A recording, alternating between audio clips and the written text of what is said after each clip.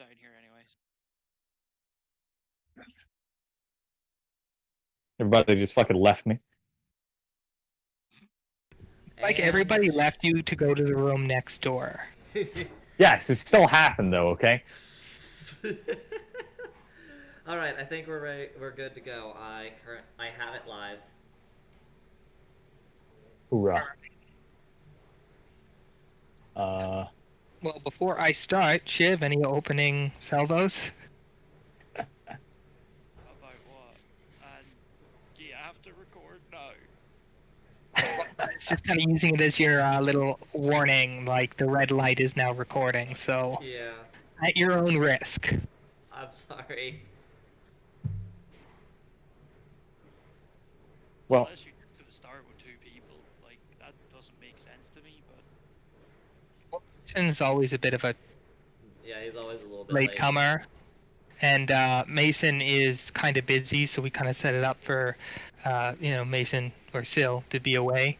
So, I mean, 2 is 2 out of 3, which is, 2/3 of the party. I mean, I could be a substitute for a stand-in angry Scottish security guy. Like, You got a. He's got a point. Does kind of have that accent. if I drink a bit of whiskey, it would I'll slur a bit better. But no. Well, that's just... Oh, there he is. There's Jason. he has appeared. There you are, Redden. Took you long enough. Alright, everybody. Uh-huh. We are here now, which means we can start, like for realsies. So, the person I'm going to start with is Laura. Oh no. Here we go. You all remember, in the last episode, got into a drunken haze and stole the half-completed demon weapon. And then proceeded to try to bring it back to the thingamabob, the sanctuary. Yeah. Yes. She sobers up in the middle of the process and is currently staring at a big-ass forge which is filled with burning ashes, with the guillotine blade in the center. Oh.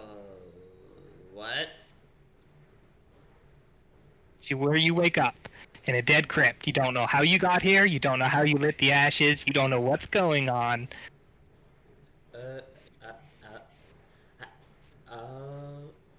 What is fuck.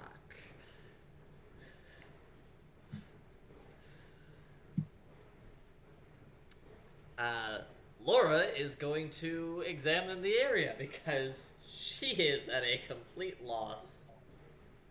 Okay. You wander around for about 5 minutes in the twisting catacombs before you come upon a procession of priests that is heading toward where you were.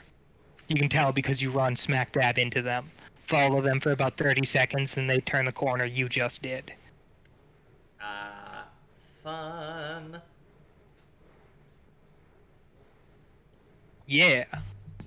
In the middle of the procession is a dude wearing regular old priest robes, like nothing fancy or anything like that. But he's got a gold face mask on, almost like a death mask or the like that you'd see on a Space Marine. What the fuck is his name? Dante. A mask like that, but like rod of gold, with like a little crown on it. I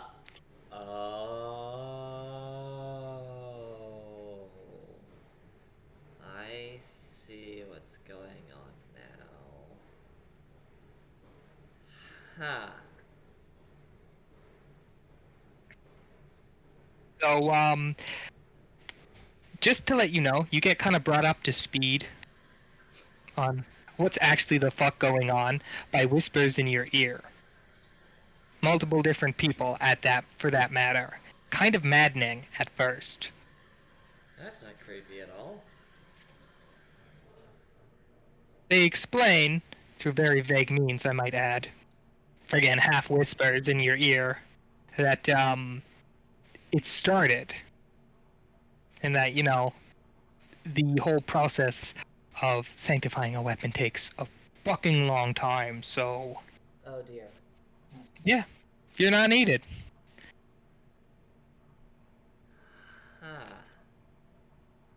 Okay then. And to clarify, Mike, it's already being taken care of. That guy is the priest who's going to sanctify the weapon. Okay, yeah, making sure. Uh, with that, um, Laura is going to slip her way out of the sanctuary crypt. It's not even that hard. You're like, I want out, open a door, and see the Apollyon. Yup. I am too sober for this shit. Like, I'm not going to get drunk, but I can't stay sober because of this shit. Right.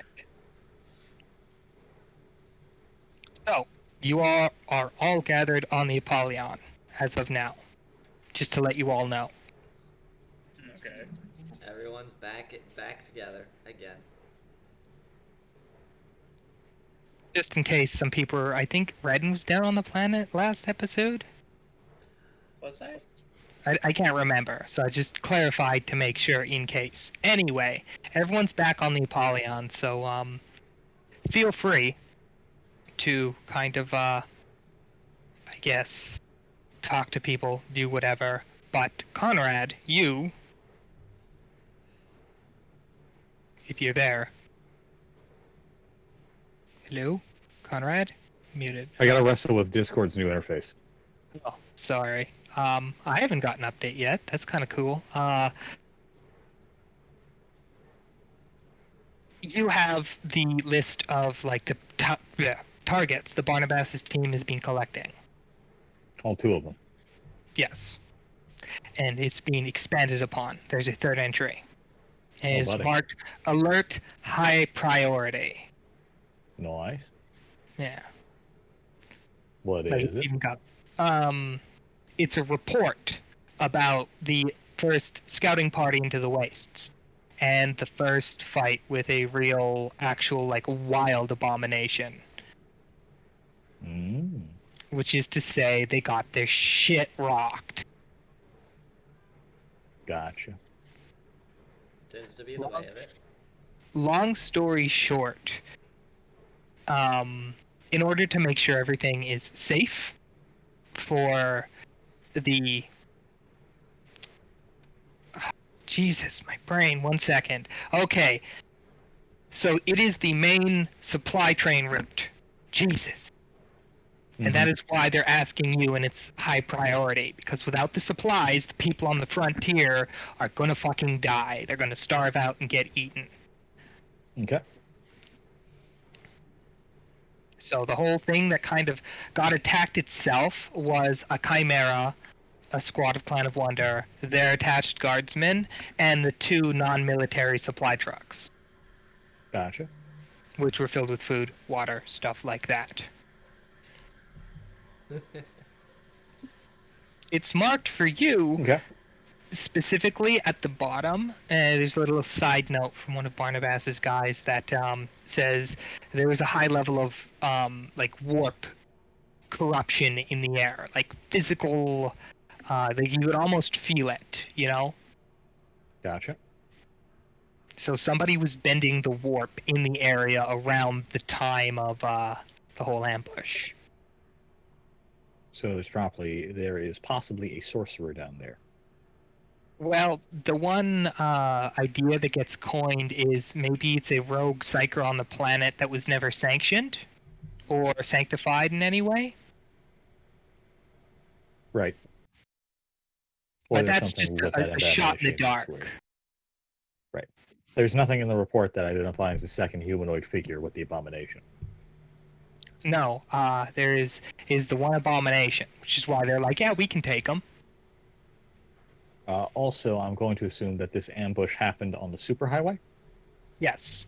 Specifically, it happened on one of the massive 8-lane off-ramps. Okay. Not suitable for a flying vehicle. Or at the very least, if I'd be doing that, I'd be flying blind. Which is to say, no instrumentation.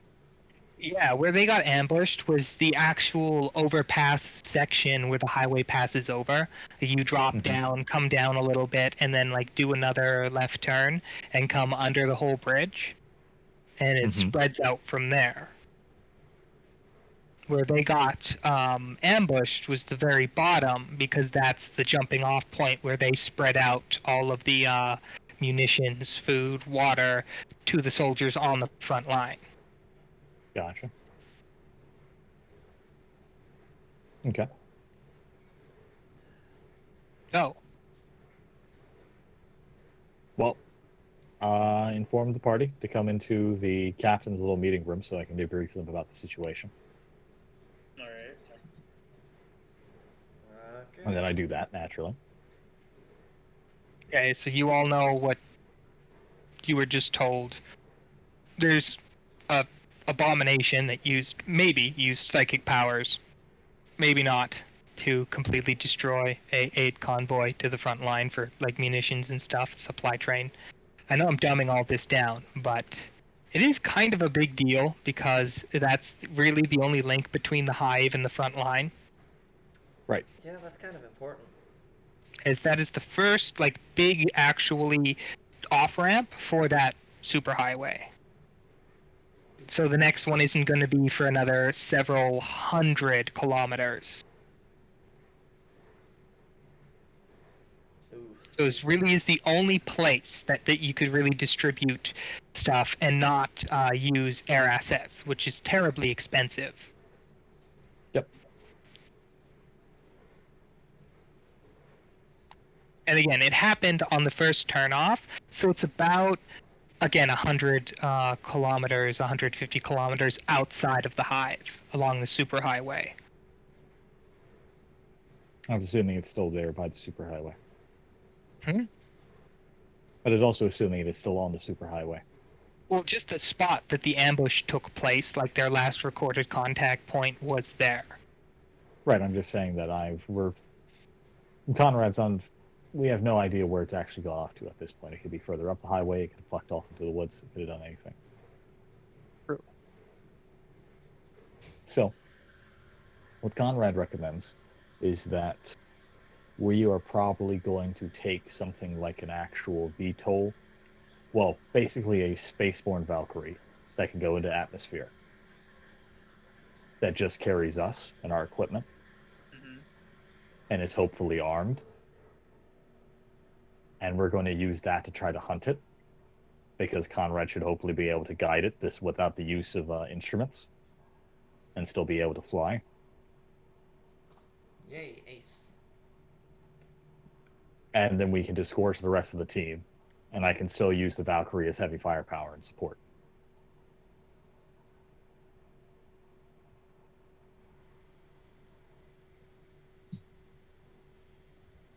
This can only end well. Takes a sip. Got a better idea? No. All right then, gear up. Alright.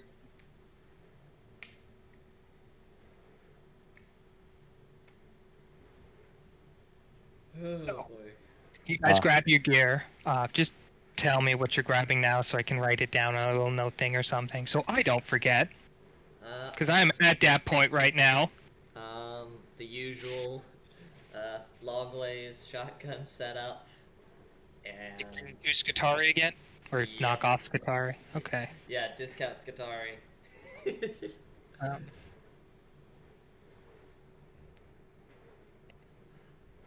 Since this is an abomination, probably bringing the entire team of Skatari, discount Skatari. It's got to fit in the Valkyrie. Oh, a squad would fit inside the Valkyrie. It's a Well, I transport. mean, it's a matter of the fact that you also... How many do we have in total again? It's 6. We have 6 full discount Skatari. You could possibly Put that contort down. 2 into a storage container somewhere, as long as it's medium-sized. I mean, they're going to be uncomfortable, but it's not like they can complain. Yeah. But it would Come take a on, turn to you actually can. open them from the box. What's the transport capacity on a Valkyrie? I'm currently trying to look that up, I because I'm pretty believe- sure the game never... Let me check the Valkyrie and the fucking enemies. without rulebook? I I'm think curious, it's. too. I know Is there's it- at least 2 seats in the front. It's the back that I know is There's kind at of least weird. 2 in the back, and then there's at least spot for 2 door gunners because that's the baseline crew.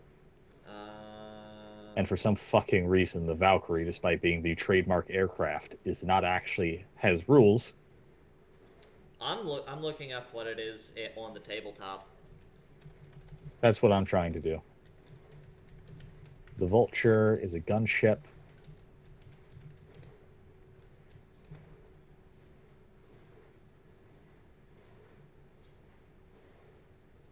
What the hell? Main armament, second armament, structure, wingspan, power plant, weight, crew. 12 men. Okay. So you have 6 Qatari, so we could definitely fit all 6 Qatari, and there's only 3 of you who are going to be in the back. Because there's you, Redden, and Simon. Yeah. And then I'll be in the front. All right. With that Oh, decided. Sorry, go ahead. do I get a navigator for this mission? That is your choice. You can free fly it, or you can take any of the pilots you want. Well, obviously, I'm going to go to our 3 named buddies here and ask them if any of them want to volunteer. Stingray this little immediately assignment. puts up his hand as soon as he hears you say the word air support. Uh-huh. Before it just laughs, and the Angel of Death kind of curses under her breath with a hand half up. Why the fuck are you cursing? I never get to blow shit up. Ah, I see. You see her little 2. Well, unfortunately here, Stingray never gets to do jack shit, so Do my he will be my job. co-pilot. Huh? Oh, he just ran out of the hangar screaming, "I get to do my job!" Yes. So, Mind you, I'll be in the controls, and he'll probably be the one focusing on shooting things for me. yeah, I always assumed like the 2 seats were like a pilot and a gunner radio operator seat. Right. Like the front 2. I always assumed anyway. That would be Because I think technically you can one-man pilot everything. It's just that then you have a lot of things to keep track of. A lot of things. But yeah, now with that all done. I assume Redden's going to take his usual gear. Yeah. Anything, Everything but pepper. everything but the Pepper Box of Doom. It's Rainbow Justice. Get it right. Oh, everything but Rainbow Justice. It's Rainbow the Justice now? No, it's always been the Pepper Box of Rainbow Justice. Okay. Why are you not bringing it?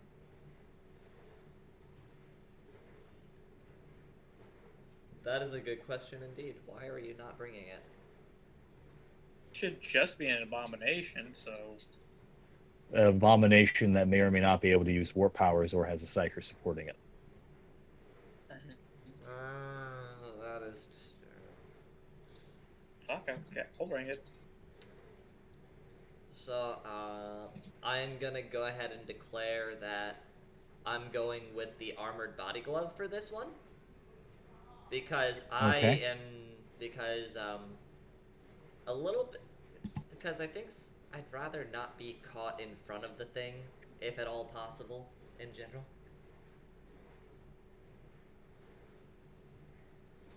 And power armor hurts your agility. What's your agility score? 50. Light power armor. You have the dodge skill? Yeah. Okay.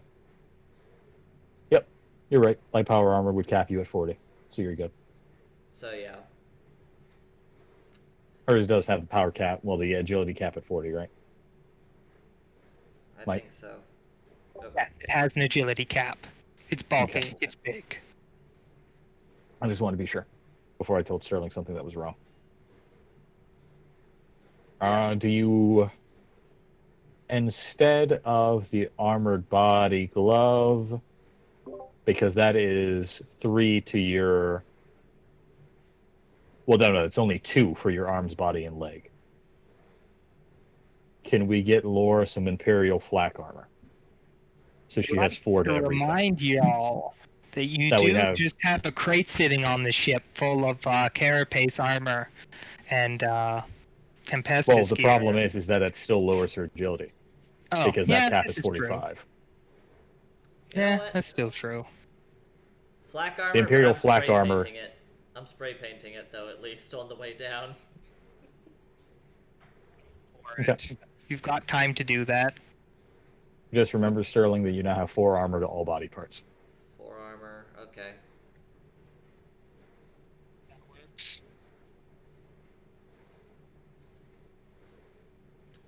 All right. I'm bringing the Night Lord's outfit and the double hand cannons because I Right. can't really carry too much else with me in the cockpit.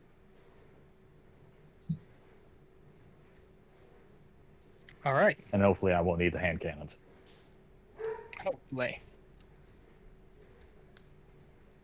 So everyone get set up, go to fly down, and as you're setting up, somebody in pitch black plate, like power armor, comes sprinting down the hallway and kind of like jumps into the back of the Valkyrie just before you guys leave.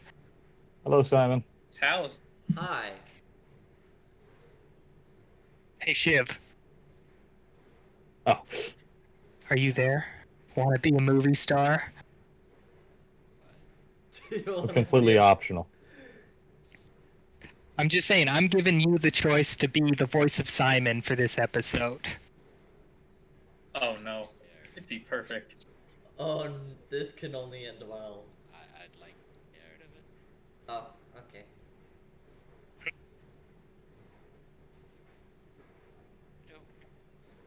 Okay.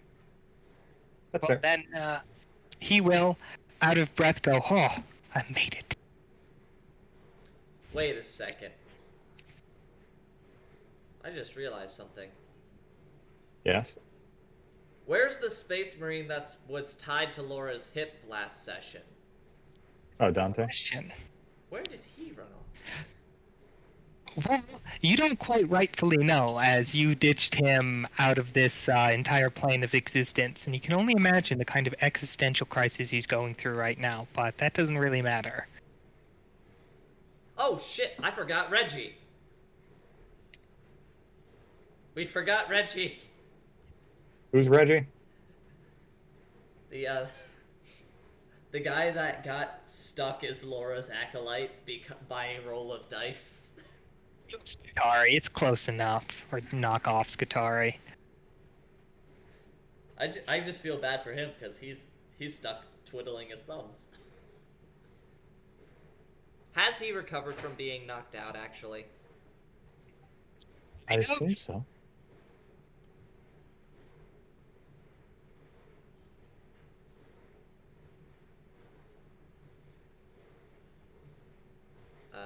Hello? Hello. Things Hi. exploded for a second there. Oh. You all gear up and head over to the Valkyrie. I forget the name of the Spaceborne variant, like the atmospheric drop variant, but yeah, load It's up onto that that. It's that one. That's all that matters. Right. Yeah. You all load up and you all fly down to the atmosphere. This is kind of Conrad's choice now to where you want to land. Oh, well, we aren't landing. Step number 1, well, correction, we are going to be landing because step number 1 is to land at the site of the battle when we see it on the highway and try to figure, well, first of all, hover around, see if it's still here or not, is step 1. Okay. Then if you guys want, when you get there, like actually get to the location, you can dump all the doors down and everyone can make me, except for Conrad, scrutiny checks. Time to roll. Alright. Second. 1 moment, let me check that. Do always remember Actually, you can see Conrad. her if you fail. If you want, you can hand the stick over to Stingray for a moment to take a look yourself. If you want. Completely optional. I I'll wait and pass see if that anybody else on gets the eyes on button. something. I pass that on the button. Okay. You see obvious broken and disturbed like trees and bushes and the like. It's all dead, so it's all been snapped like twigs as something extremely heavy passed over it. I missed that by 10. Okay.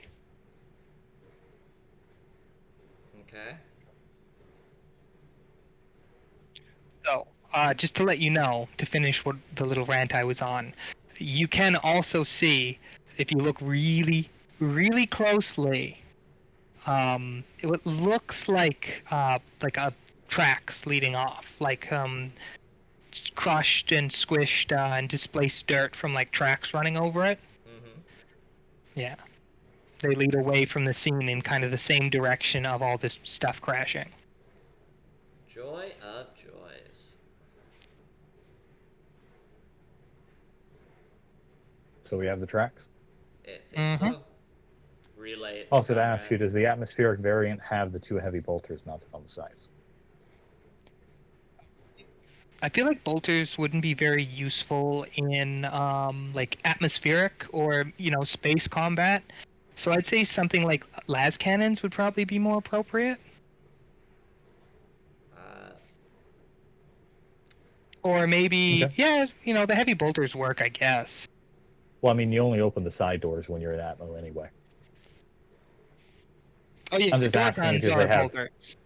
Yeah, because no, they have a multi-las as the main armament on the nose of the thing. Right, it's the vulture that has the 2 heavy slots under the wings. yep. Yeah, the only other thing that the Valkyrie has is 2 Hellstrike missiles. Or rocket pods. But hey, 2 Which one do you Hellstrike want? missiles. Huh? But hey, 2 Hellstrike missiles. Yes, if I can get a shot lined up on the damn thing. Can Laura still see the track? Well, if I give her a bird's eye view, Laura can still see the path of destruction that it leaves in the woods. Yeah, it's not that difficult to follow. It's pretty obvious. Okay. Onward. Yep. Keep flying. Try to follow it. Okay, so you're flying for about 10 minutes, which is a decent ways you've traveled now before you come up across the ruins of the Chimera in question. Right. Now, it's just the ruins of the Chimera. The other 2 trucks are nowhere in sight. That's a little odd. The Chimera itself is on fire. Okay, so this is the remains of the battle, basically. Well, there's no bodies lying around, but there's obvious signs of a fight, yeah. You don't even need to really scrutiny it. Okay. Is there any other trail of destruction going anywhere from here? That would require a perception check, at the very least. Because you are up in the air. Okay. Well, I'll Let's do it. wait to see if Conrad needs to hand the stick over. I have a idea of something Yes. to look into. You said the Chimera is currently on fire, right? Yes. So, would it be out the question if I use manipulate flame to extinguish the flame, the fire, and we take a closer look at it like that? We just lost Giordano. Oh, it's back. Okay. You can I if died you for a minute. want to, but What happened? Redden wants to use manipulate fire to put the fire out on the Chimera.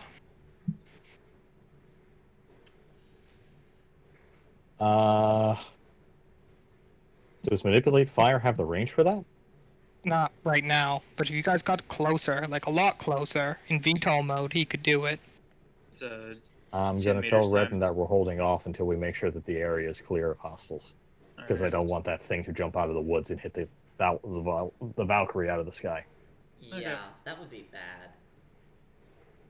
Like, very bad. So I'm going to So I'm going to keep us up in the air. All right. What does Sterling get with a 24? Yeah. Well, Sterling, you look down at where the Chimera is, right? You kind of start putting together what, because you've raided before, like you're familiar with the concept, and having done so in a hive before, yes. you're pretty sure this is a hit job for like the supplies, the way it was all done. You know, the Chimera, the vehicle, and its troops were all drawn away from wherever the trucks were stolen from. Because there are no obvious like tire marks on the ground of where trucks would have driven away from. Flashbacks to when Laura was kidnapped by the AdMech during a botched raid job. Yeah, and the two things you have going for you right now is, again, A, you've done this kind of thing before, so you're kind of knowledgeable about it, and you kind of have the bonus lore, I guess. But anyway, the long story, or the short version is there's no tire tracks, which means the trucks were never here. Probably. Huh. So they got stolen somewhere further back, basically, closer to the It highway. would seem... I would think so. And we're also dealing with something intelligent, because an abomination wouldn't have the brain power to do that. Not in the slightest. So, sorcerer, got it. Uh-huh. All right. That's not concerning at all. I am going to tell, well, LaFort's going to get the stick, and we're going to go down to VTOL so we can land around the area. And I'm still going to have him keep the bird up. Because, Okay. again, I still don't trust them to not have something around. And particularly what Conrad's going to do is Sinisience the scene. They get a feel for what happened. And any warp sorcery they got slung. Thank you so much. Oh my god. Alright, so that fire is warp fire, my guy. Ah, I see. When we say warp fire, do we mean corrupting bolt, or do we mean it was a molten beam? It doesn't look like it was anything left from a molten beam. Okay. It's not like slagged or anything like that, so Proper warp fire. yeah. I will inform Redden about that before he uses manipulate fire on it, just so he's aware. Something Magnus should do. Got it.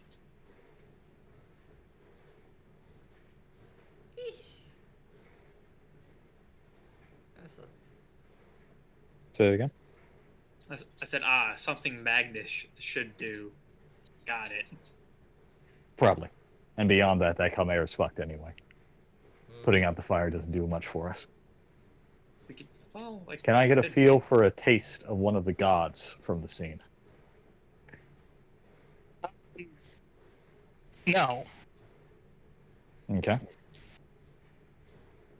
Whoever did it more of a spur of the moment kind of thing. From the emotions you feel. So, raw warp stuff, untrained psyker, is what I'm Yeah. getting. If you want, you can roll Sinisience, like actually roll a Sinisience, and like kind of know for sure or not. 15. Okay, yeah, this guy had no 2-bit idea what he was doing. Okay.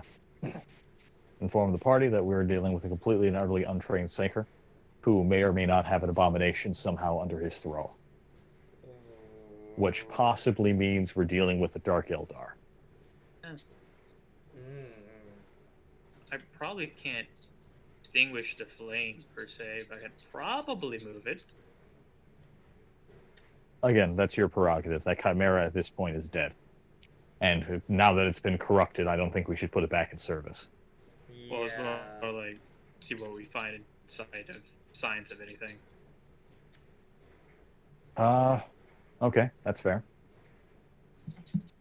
Probably not much.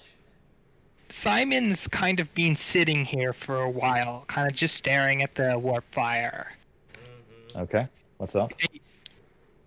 He finally looks at you guys and voices something that I guess he's been thinking about for a bit, and says, "So do you think this is the person that fucked up with that demon weapon too? Possible. I guess that's possible. I don't think Maybe, but it's also they would have to possible be very, very lucky to have created something that was as effective as that thing was, because it actually had a spirit bound in it. I don't know. It's speculation. I mean, was if they're thinking powerful about enough of it. untrained psyker, they could have just done it by accident.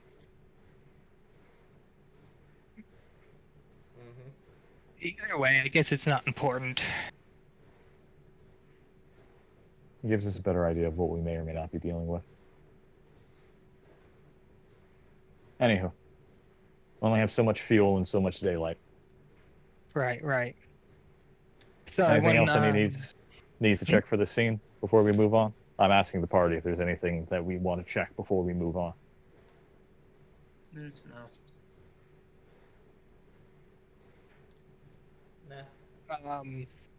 Nah. Cough. Huh? Cough. Coughing. Oh god. So Simon is literally like a blank staring at Laura at this point. What? Uh huh. He literally like throws his arms up and is like does the whole says do the whole warp psyker tracking thingy you do. Would that even work in this instance? Because I've only used it to track those like us. We won't know until you and try it. ah, okay, Mike. What am I rolling exactly for this one? The only way it'll work is if you have Cynesians, which I don't think you have. I don't. I have that psychic tracking skill, but that's a different thing. That's the specific one. If you take Cynesians, you can use it to actually track psychers with Cynesians in that skill. Simon just is explaining this all to you now. Apparently, it's what the you he know does that all the time. Okay. Wonderful. Okay. I think, based off of my Cynesians from earlier, do I get an idea of where that emotion trails off to? Yes. You would get a trail leading off to the west. Okay. It's better than nothing. We continue our hunt. Right. So you're all on foot now, except for the Valkyrie flying overhead. So it takes you a little longer to slog through all of the kind of it's like a dead tree forest you're kind of slogging through right now. Mm-hmm. It's all kind of familiar black ebonwood to you, Conrad. And even though everyone else thinks these trees are dead, you know they're alive. Right. Anyway, nostalgia aside, it takes you about 30 minutes trudging through the mud and the dirt past trees before you come across your next kind of twinge of emotion and feelings and your first big next solid hit,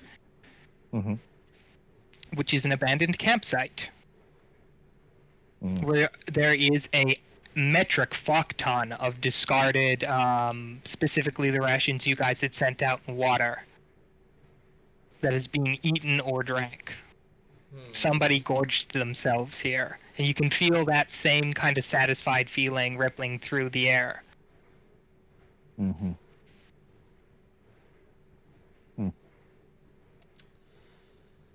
Fun. I'm going to tell everyone to be on high alert. And take the plasma pistol out at the ready. I will also put out there that Conrad recommends red and puts his watch to red in case that thing is around. It is going to try to get the drop on us. Alright. It's probably heard the Valkyrie.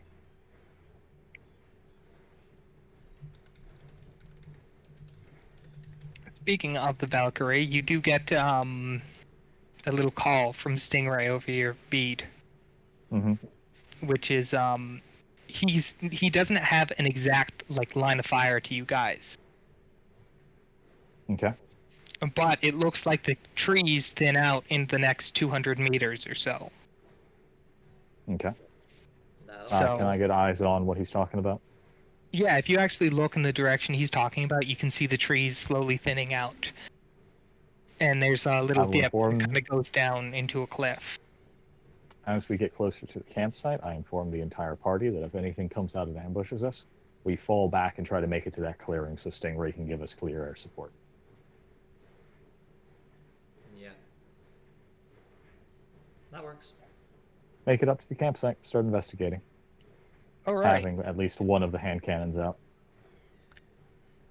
So, as you guys poke through the campsite, it's again just a lot of abandoned rations, water, and the remains of a small cooking fire. How There's recent is no the fire? place. Can you roll me a survival check? I absolutely fucking can. Sure. You have That's no not a fucking pass. idea. I can. Oh god! Yeah, even worse.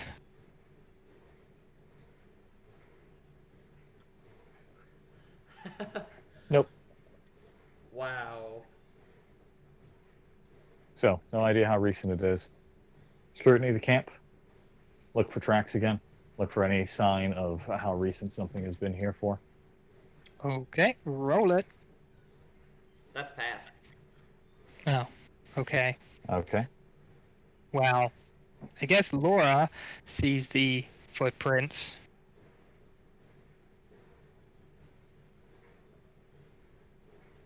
So, there's two sets of footprints in the ground. Mm-hmm. There's one that has a set of 6 legs, and another that has 2. I wonder Oh. which one's the abomination.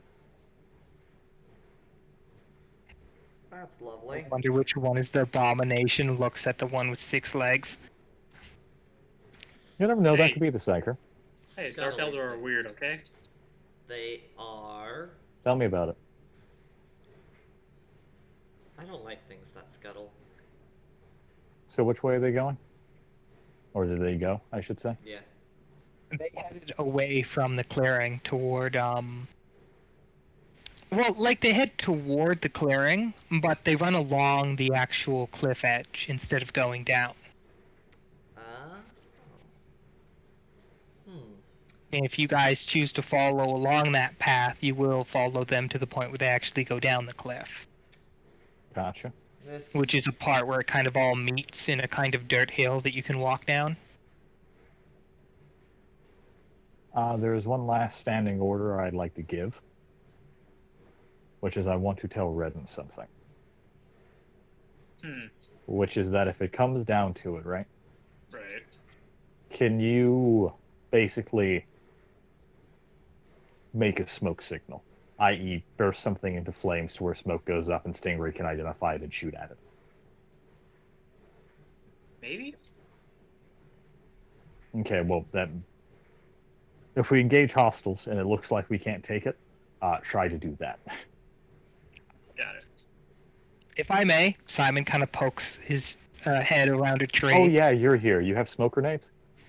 I mean, I do, yes, but I was just going to say if you really needed a signal that badly, he does have a plasma pistol.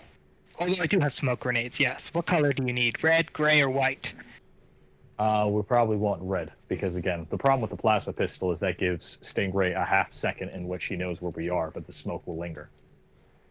This is true. And so he knows But whatever puts it's a there big for. fat target on our heads. He passes you 2 red smoke grenades. Again, we only use it if we need it. Yeah, you have Yes. 2 smoke grenades. I will also radio to Stingray that if you see red smoke, shoot at it. Red is dead. I love this man. Anyway. We press on, down the Right. cliff. Find yourself going down the hill, and you follow the tracks again. And it's at this point that I need another couple survival checks, because in the base of, like, at the base of the hill, there's another like set of cliffs that have a little trough of water, of stagnant like water that's just filled in there. I think I passed with a 6. Okay. Yeah, I mean, you're one off a crit, so, like, yeah, you find it.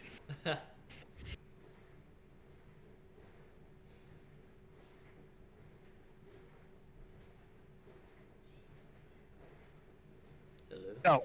So, the tracks themselves continue down the little ravine. Mm-hmm.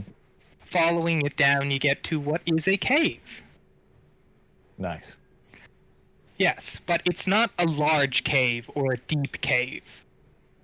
It's only, you'd guess, peeking in about 30 meters by 30 meters, like squared. Mm-hmm. So it's not like big in any sense of the imagination. It's more like a divot in the rock than an actual cave. Right. How well can we see in there? It's dark, so low light vision. Oh, Laura has that.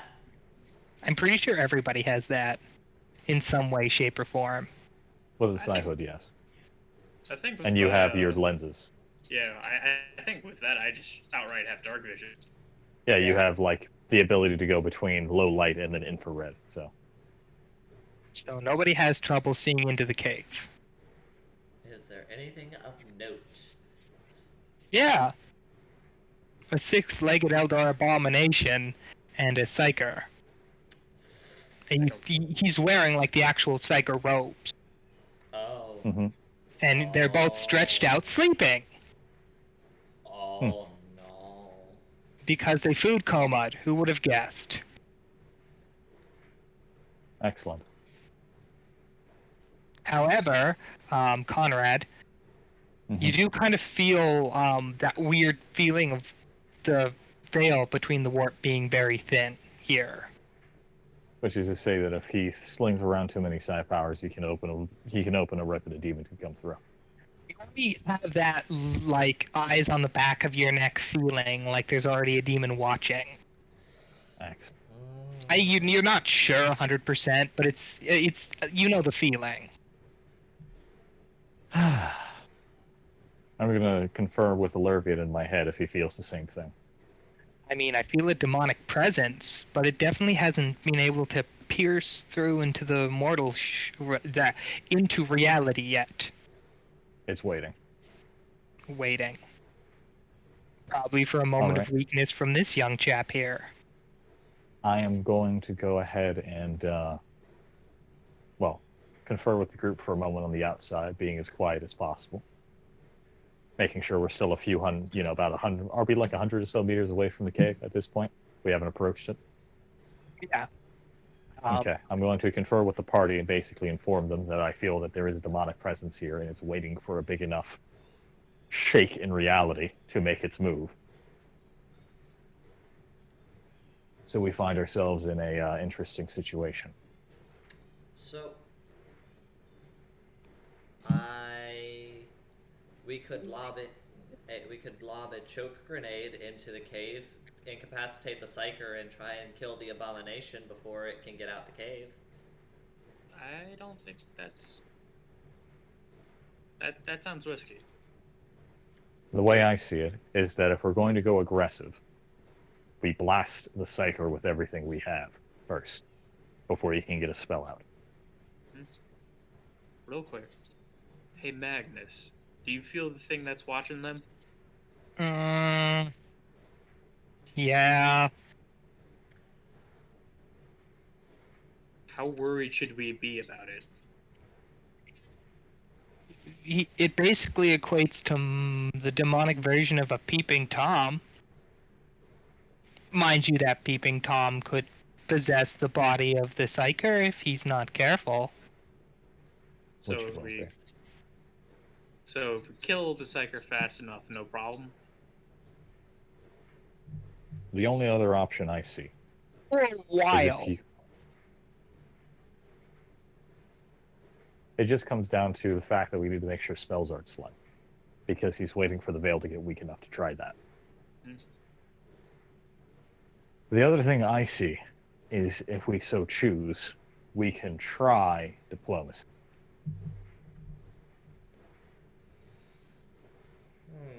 Okay. Because in some way, shape, or form, said psyker has control of that thing. What's to say, though, that he won't immediately try to murder us, though? Say again? What is to say that he won't immediately become aggressive on seeing anyone? Nothing. Again, the way I see it is that those are our two options. Is A, we try to reason with him and see if it works. Or B, we assume that he's unreasonable and kill him now.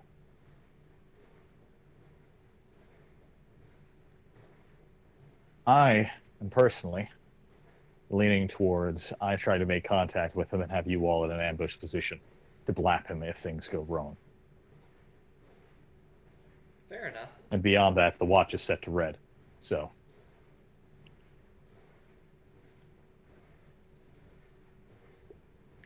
Fair enough. any objections? Worst case scenario. One, I'm getting a cup of water. Sorry. My throat is getting a little parched. I'll be right back. Out of character, red is the reset button, right? No. Correct. It's the no. Oh, Blue's the reset button. red is the surprise rounds. Yeah, no, you're right. That's what I was trying to say, Jason. I just got tongue-tied.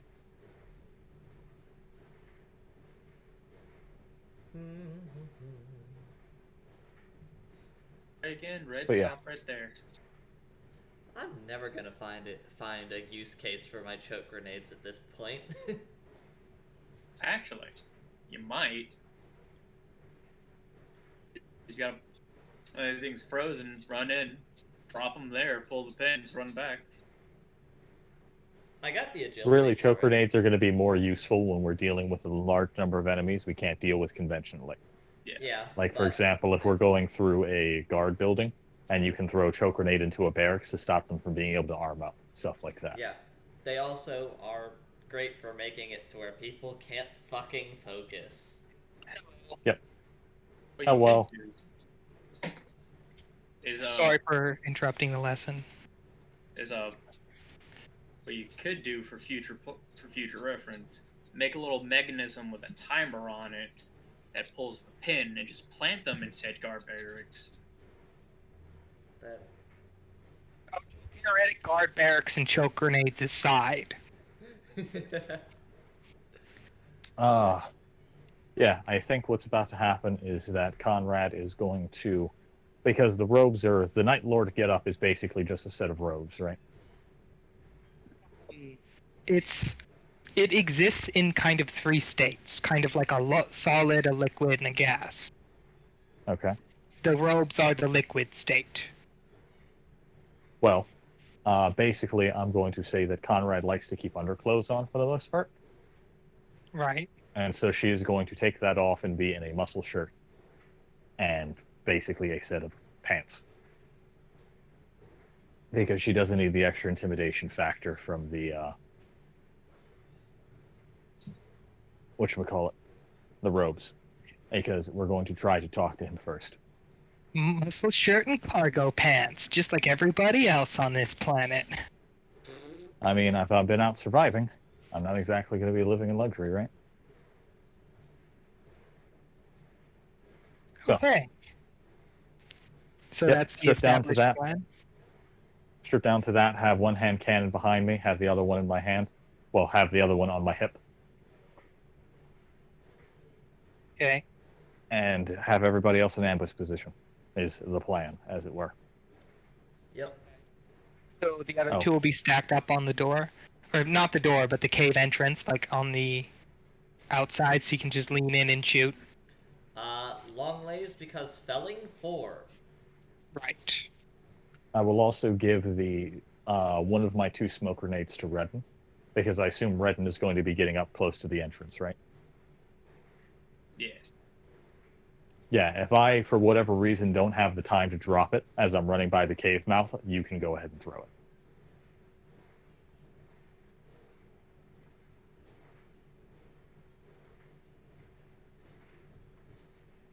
So yeah, This is checked.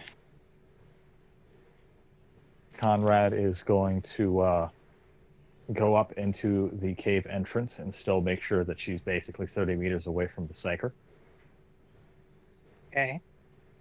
making sure that both of her weapons are holstered, and she is no way outright threatening him. No. Huh? It's 30 by 30. Right, I'm going to be in the entrance, 30 meters away from him. Okay. So I wanted to be sure, because that's the one thing I want to specifically mention is this is exactly 30 meters by 30 meters. Yeah, I don't want to be in the cave when I wake him up. Okay. It's established. And I am going to go ahead and whistle and see if that gets him to stir. God, rolling dice all. Gotta move my dice bag. Jeez.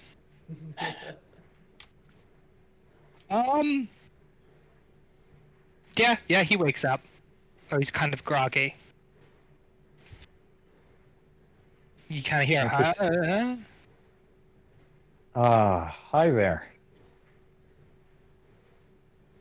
Don't exactly see many people around, as it were. Especially with friends like that. sits up straight and turns his head to face you, like just the head. Mm-hmm. And you see his eyes for the first time. Mm-hmm. And one of them has been quite cleanly gouged out. He doesn't have any cloth over it or anything like that to cover it. It's just a gaping hole in his face. Is it recent? Is there blood still? It's very recent, and there's still blood coming out of it. Oh, Jesus. He goes, "Oh, hi. Sorry, I'm just not feeling too great. Had a lie down. You mind come a little closer? I can't see very well with one eye." Yeah, I can do that. And Conrad's going to approach him. Also, Jason just dipped. Oh, There there you're he is. back. Okay. Get a little closer, and you can actually make out the dude's robes now, which are what are they called? The trainee astropaths, the ones that don't go into Sanction Psyker. There it is. He's wearing Sanction Psyker robes. Okay, so he, barely scraped by, is what I'm hearing. Now that you're kind of up close, you can tell he's competent enough not to just unknowingly let a demon in. Right.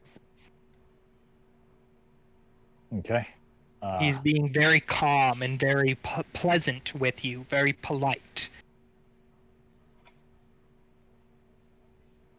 All right. So, I don't like the look of that wound you got there. As in, I don't have any medical expertise, so I don't think I can help you that much with it, is what I'm saying.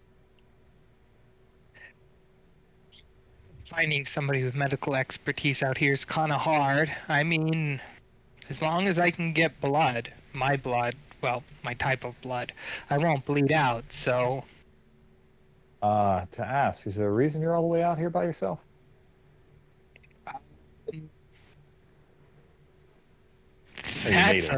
That's a long story. Are you native? No. He kind of waves the little bit of the robe. I was, oh god, I don't even know if I should be saying this. Okay, fuck it. I'm hanging out with an abomination. How bad could this be? I was a sacrifice for the Emperor, and I figured it out. By golly, I figured it out. So I crashed the black ship I was on. Nice. Yeah, because guess what? It's All Conrad's. black ships are giant food hoppers. But the food is people. Well, no, the thing that's nice about that is the fact that you somehow managed to get past all the melt your brain because you're a psyker ward that's supposed to stop you from being able to do that very thing. That's the thing I'm saying nice about. So, I'm gonna level with you. I'm not a very good psyker. I only know one power. It's a very specific and useful power, but only one. What is it? He flicks his finger over at the abomination and it twitches a little bit. And he sticks his hands out like he's controlling a marionette and it starts to move around. It hasn't Ah. like risen from the sleeping position, but it's like kind of shifting as he moves his fingers. Is that thing actually alive? Very much so. Does it like you? Or is Nope, it just you're able to not at control it? all. I'm able to control it. The second I lose control of this power, it would probably kill me in Rampage. Yeah, I think you're giving yourself a little bit of a lack of credit given the fact that you're able to control that thing's muscular structure. Like I said, it's only one. I've only got one trick. I have to be very good at it. Right. Well then.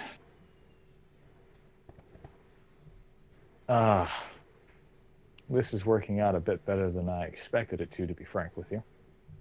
Why is that? Because you saw some psyker and thought demon host?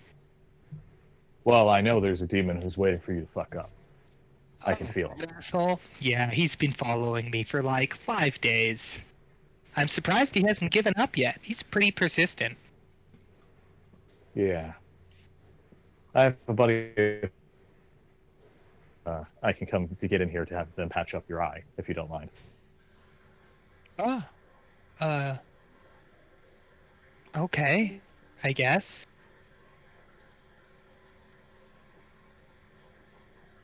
Going to call out the cave for Laura. Looks like I'm coming in with the medical skull. So as soon as Laura just comes around the corner on cue, the psyker looks at you and goes, "So you have any other friends skulking around in the shadows?" One on the side. Okay. I hope he doesn't have a barrel lined up to my skull. No, he's currently waiting around the corner, I'm sure. Redden, What? come out of whatever corner you're in. Drops down. Yeah, can you roll me an int check, Redden? Oh god. 60. That's not a pass. Is it? No, because I don't know what it's for.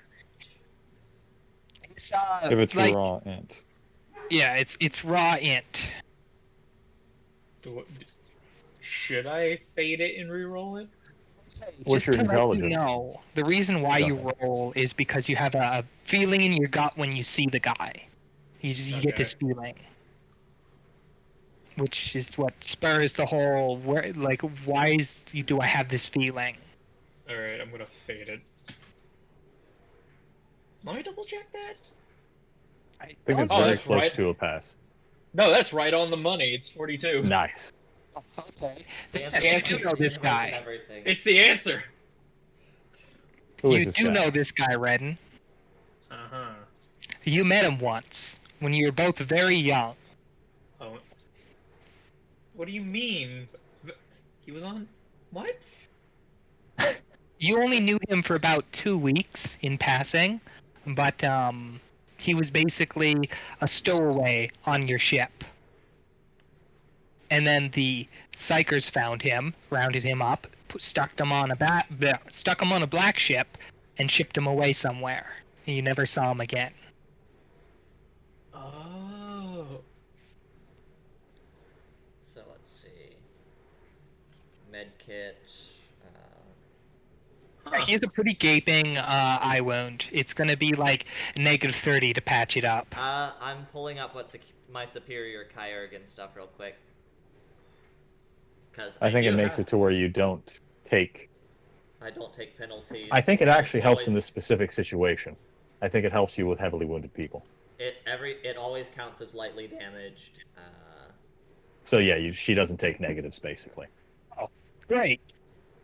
Work your magic. And Oh, yeah, I thanks. Power get- of superior Churigan. And I get a +20 from superior Kyurgan and a +20 from the skull and what's my Medicae? And a +20 from Medicae, so I get full bonus. Oh no, Fate, you go. Wow. Even with all of that to help, somehow. Wait Uh, a second. 35 plus 20. 20 Actually, plus no. 20. What? I just reread. Hmm? I just reread Superior Chirurgeon for future reference. Okay. I'm going to assume he's taken critical damage. Yes. He's literally, when you woke him up, he was in the bleed out state. Okay. So in that case, if someone's taking critical damage, Laura rolls at a -10.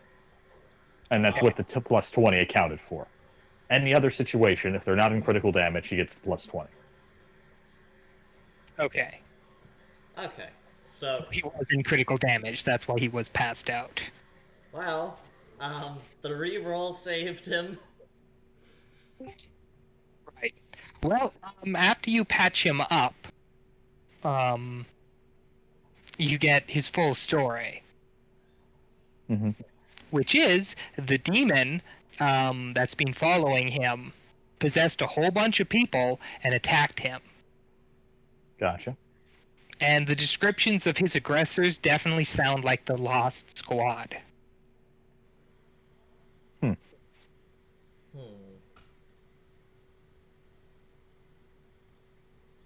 So there's a demon who has a vendetta and wants to possess you, is what I'm hearing. Maybe not quite. Maybe me. I don't know.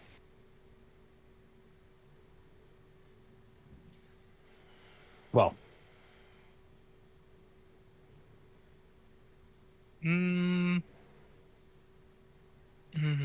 keeps looking back at the abomination, kind of worried. yeah. How about we go ahead and get the fuck out of here, as it were.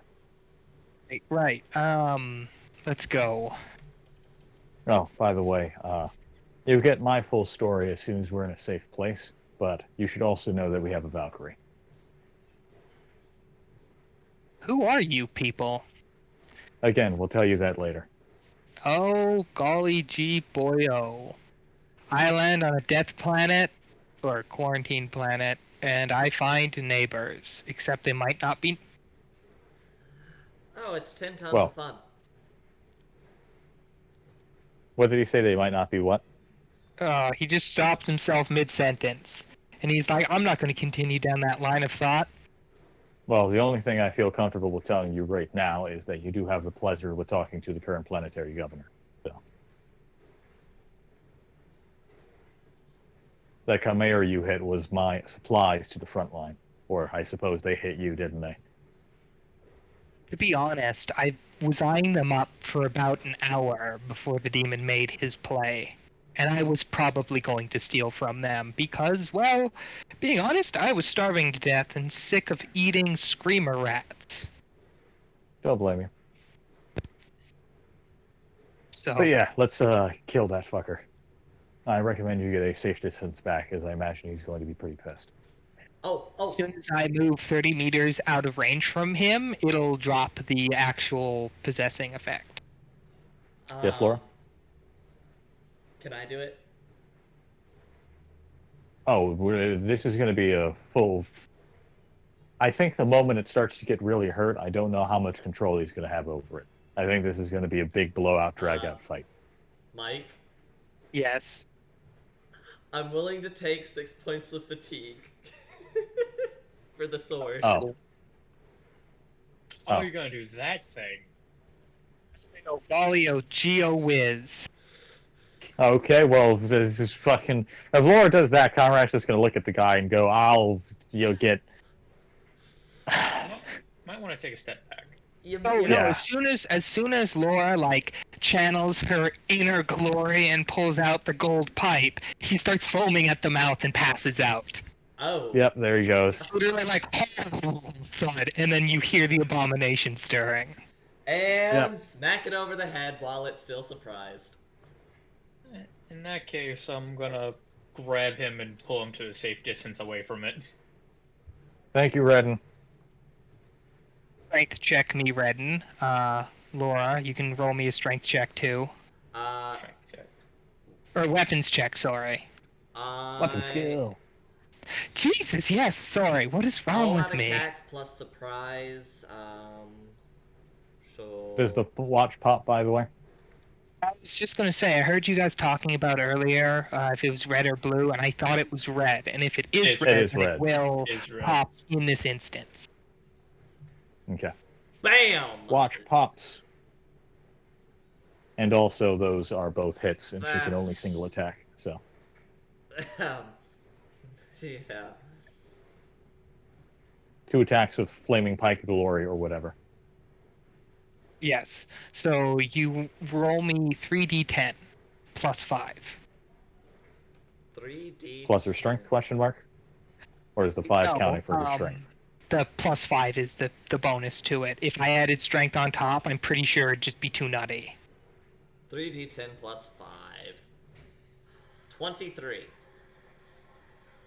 Okay. So yeah, time stops. Laura hits it like a fucking truck. It goes flying. Does it burst into flames too?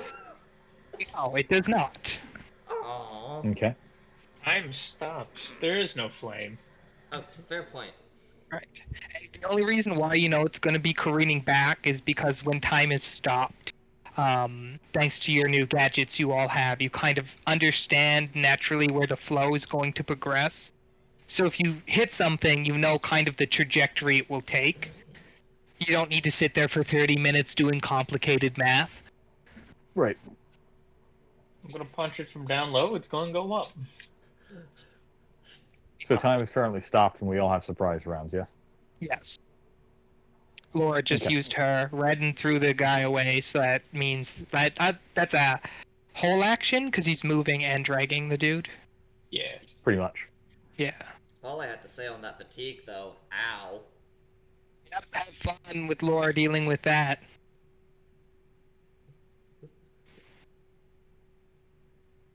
Can Conrad get eyes on Stingray currently? You're close On enough to whoever the he's- entrance. You could probably, stick your head out and scan for him real quick. How many meters is he away? Uh, Or, well, correction, really, how many turns would it take him to get in gun running position and then do a gun run? To get into position, 1 to do the gun run. Say again? He has to take 2 to fly there, and then 1 to set into VTOL mode and shoot. Okay. So it'll be Because I 3 basically turns. want to make sure that Laura has enough time in order to actually get out of this cave and draw it into the fire zone. Which, Okay. 3 turns should be enough. Should be. So I'm going to pop the smoke and throw it as one of my actions for surprise. And then my second action is going to be single shot with the hand cannon. Okay. And I'm going to assume I have reloaded. Yeah. Oop, 34, that is a pass. Damage time. Yep, I just got to double check because did I write down... It does the same damage as the hand cannon normally does? It's still statistically the same, like the pistol Mhm. form, as a hand cannon. Oh shit, what the fuck just happened? Just so you know, 9 I've damage. been waiting to use that for so long.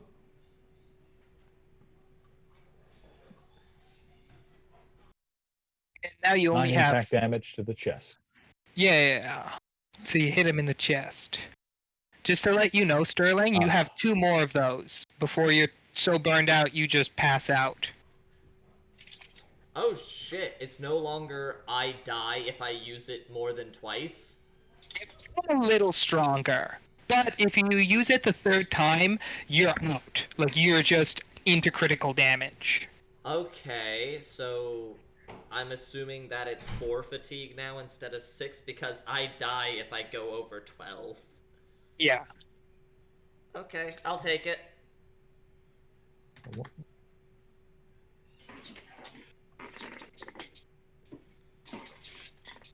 I'll take it. But that's Conrad's turn, so I think... Do we roll initiative now? Yes. Is that D10 plus agility, unless you have a talent that lets you do something different. D10, Yeah. and it's agility bonus or agility? Yes. Okay, so What's the bonus? 14. 10. Wow. No. No. No. This is not happening again. Oh, we're going before it, aren't we? Fuck yes. Oh no! Oh. Okay, Conrad, you go first. Okay. I'm still at the cave mouth, yes? Yes. I'm going to half action to move back. So I'm going to move basically 5 meters away from the cave entrance. Okay. And then again, single action, fire back. And see if I can piss it off and hit it again. Now, for Sterling and Redden, or Jason, I'm going to flip a coin. So I want one of you to get. Heads. Okay, I'm gonna get back to that in a minute. Heads or tails? Yeah. Heads. Tails. Laura goes first. Okay. Anyway. So it's a natural one, so I assume I hit it in the head. Yeah. You hit it in the Ow. head. Gonna D10 take plus 4. half action 6 aim. damage to the head. Half action aim with the shotgun. You blow part of its face away. So, half action aim. What range is it at right now? I'd say You're since in you're melee with it. standing, yeah, you're standing like right there. You're in melee range. Oh, point blank. Oh. So, half action. What are you trying to shoot it with? Shotgun. The shotgun. Okay. This can only end well. And what mods did I have on it? I have the frickin' red dot, grip, and stock all together, so 21. 1d10 plus 4.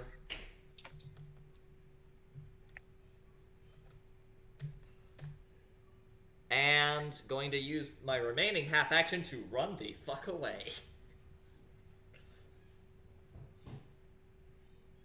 I'm assuming you're making me do an agility for that. Actually, no, it's strength check because you're just straight running. Oh boy. Oh, okay, that's a 19. I passed that. You managed to book shit out of there despite being crazy tired. Yeah. Now it's Senior Redden's turn. I'm gonna despite knowing the well danger of there's a thing watching us, waiting for someone to fuck up. I'm gonna cast my new psi power. Yeah, at my highest rating. I'm just double checking some rulings, because that is okay. So psi rating 3.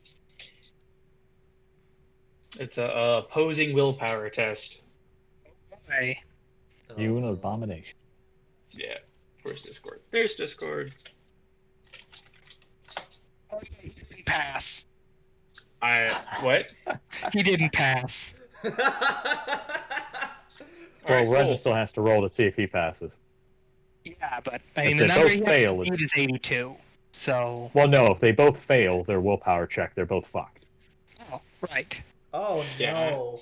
Nothing I'm fading happens. that. Here, okay. Oh, that's just nothing. Wonderful. Because that was the manifest powers roll, right? To make sure I'm not ruling this wrong. Yeah. So. Right, Jason? What? Mm-hmm. What'd you eat? Nothing right now. Trying to use Nothing right now. crush, like you're manifesting a power. The focus bar is a opposed willpower test, and I failed it, Oh, okay. so nothing happens. Yeah. Cool. Okay. Jordan just muted, so I was trying to pick up that vein of conversation. So it's opposed willpower, so nothing happens. Yep, nothing happens. That's what I was And trying that- to make sure of. That's your full turn. Yep. All right, Abomination's turn. At least it gets a turn. Yeah, and you know what? I'm ready this time, you fuckers. Uh-huh. So, yes. Okay. The Abomination splits into 3 two-legged creatures. Oh. Nice. Oh no!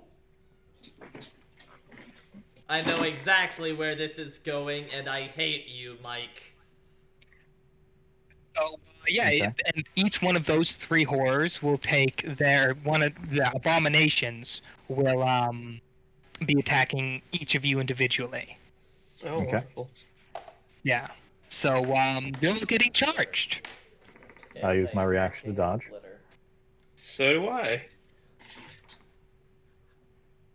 The 44 Burst allows orb. me to dodge the charge. All right. Laura's out of range, isn't she?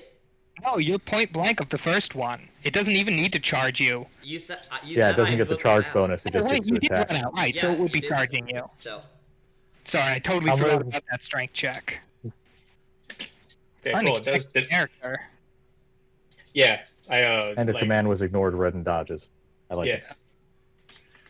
So. I still passed though. Yes, Redden gets to dodge 1 attack because these are charges. It's only 1 attack. Yeah. Orders from Skitari waiting outside to take their fucking shots they've had lined up because they didn't drop.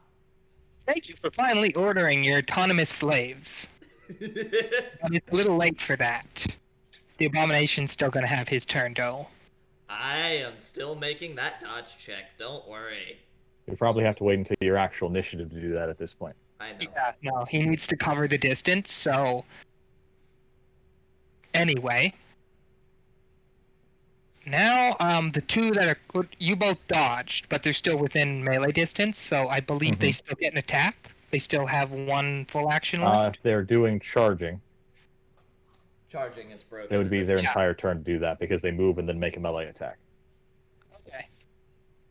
Then it is back around the other way. Granted, that's only talking about if they don't have, what the fuck is it? One of them There's has something that lets you lightning do attack. follow-ups.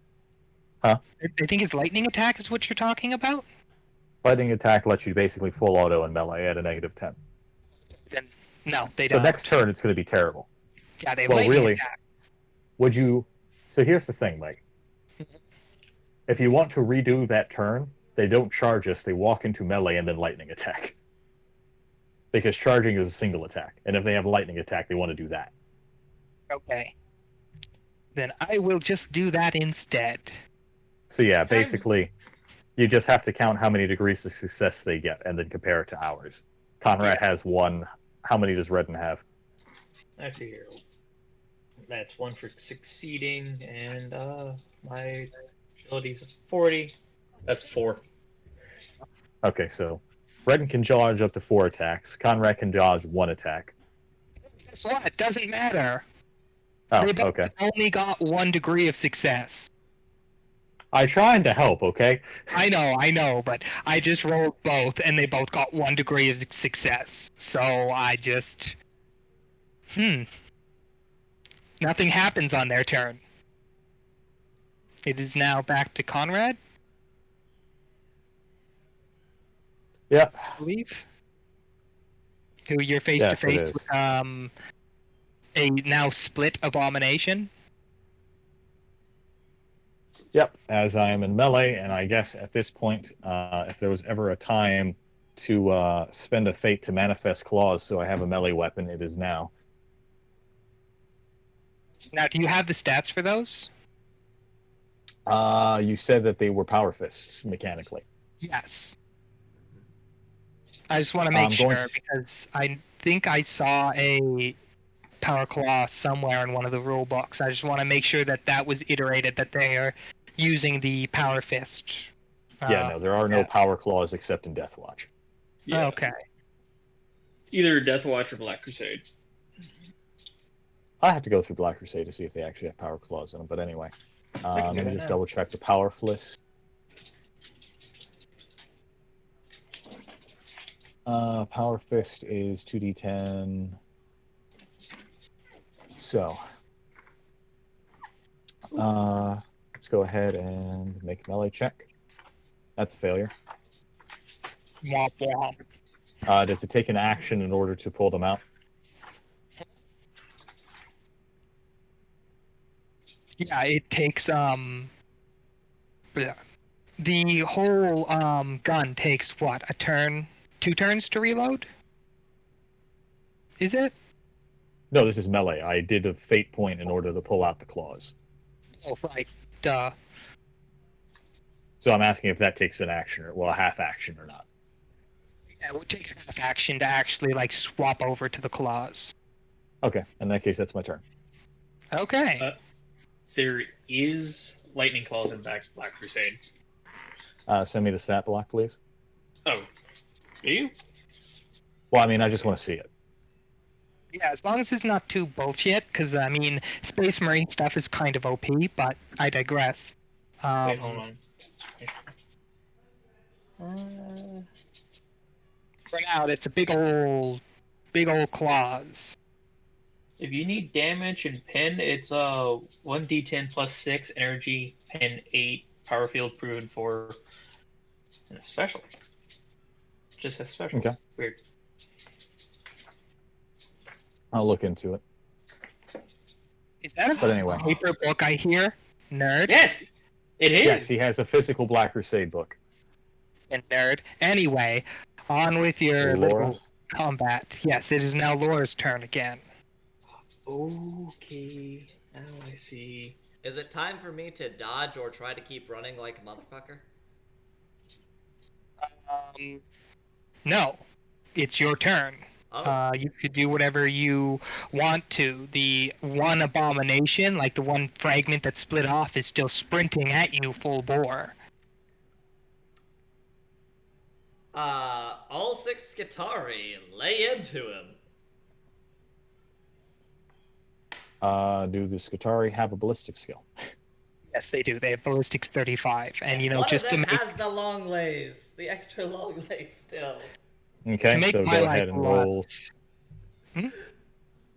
5d100 and then 1d100 for the long lays. Yeah, please. All right. Woo! I'm not doing that shit by hand. Don't So, blame. 26, 27, I think they 41, all 20. pass. No, they have a ballistic skill Oh of 35. shit! Well, they single shotting, right? Yeah, but oh shit! They get a plus 10. The long okay. lays is a 2. So, The long lays is a 2. long lays guys is 3d10 plus.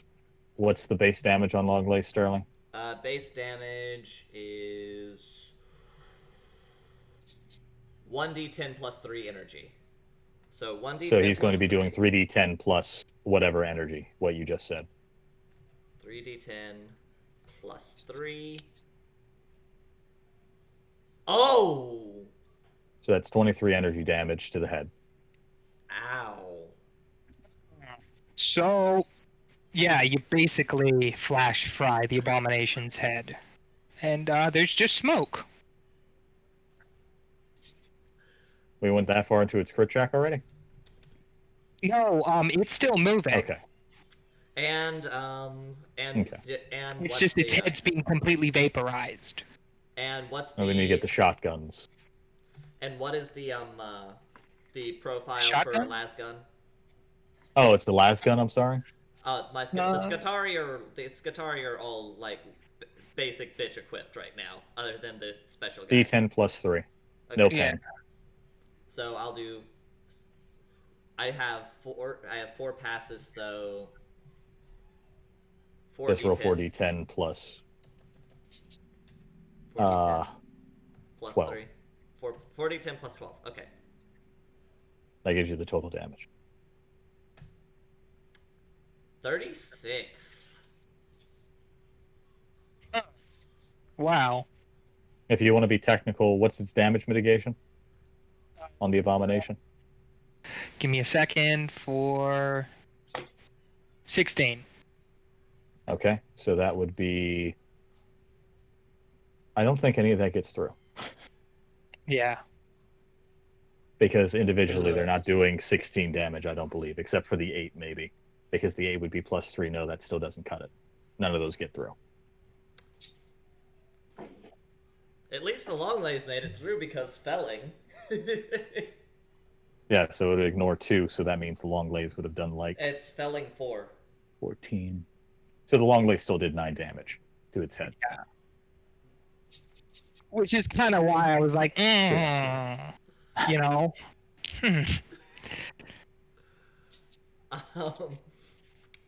So, And take a shot with the shotgun.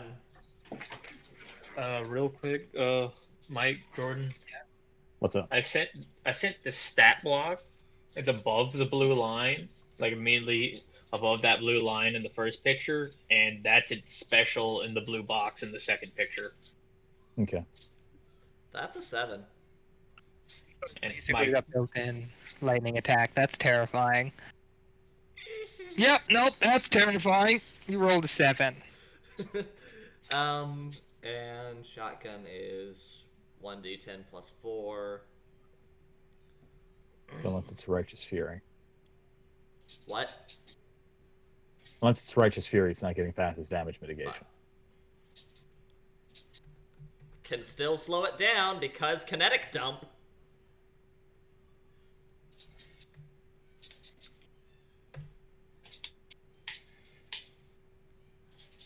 you actually have to get lightning attack now, Conrad. Yep. You know, I probably should have loaded special ammo into this fucking thing. Mm-hmm. And I'm going to take my last half action to try and run again. Strength check, I guess. Yep. Oh, I am fading that. That's better. I'm down to 1 fate. Yep. So yes, I run away successfully Redden's turn now? again. Yeah, it's Redden's turn now. I'm gonna try crushing again on the one in front of me. Side reading 3. Okay, I need to check. There it is. Oh, okay. Oh! That works. Really? Okay,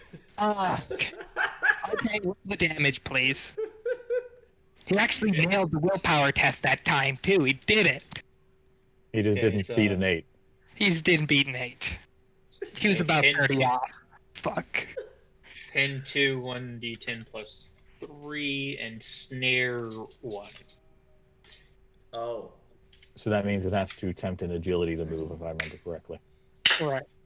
Don't feel too bad. So it does no damage, but it's still snared 1.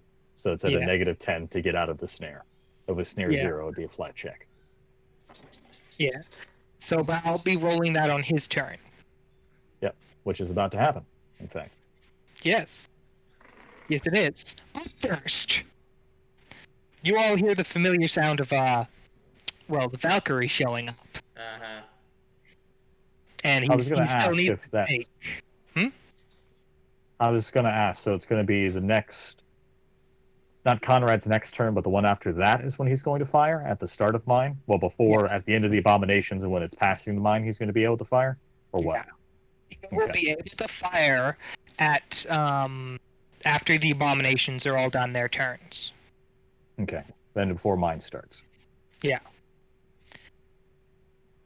I'm going to find the multi-las for you, just so you have it. Thank you. I was just desperately doing that myself, and I don't think it's in the core rulebook. I found it. It's not in the core. Well, it's in the vehicle section of the core rulebook. It's not actually in the armory. It's useful. Okay. Okay. But anyway. Sorry to Right. interrupt you. No, that's fine, thanks. Well, fuck.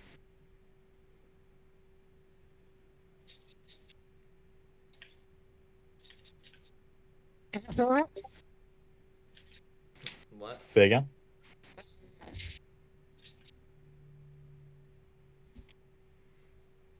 So, How much like is your toughness, Conrad? Not very high. Plus Two your is my armor. bonus. Hmm? I Plus don't the have armor? any right now. Don't you remember? Ah! Oh right. All right. Oh god. Rip. And I just need to check. I'm assuming I'm making a dodge reaction. Yes. I just want to make sure if you don't fuck up, I know what I'm rolling for damage. I mean, if you do fuck up. I do fuck up. Oh boy. Okay, so you take 6 damage. On a lightning attack? He again got 1 degree of success Okay. because I fucked So up. if he's 6 damage, is that minus my toughness already or no?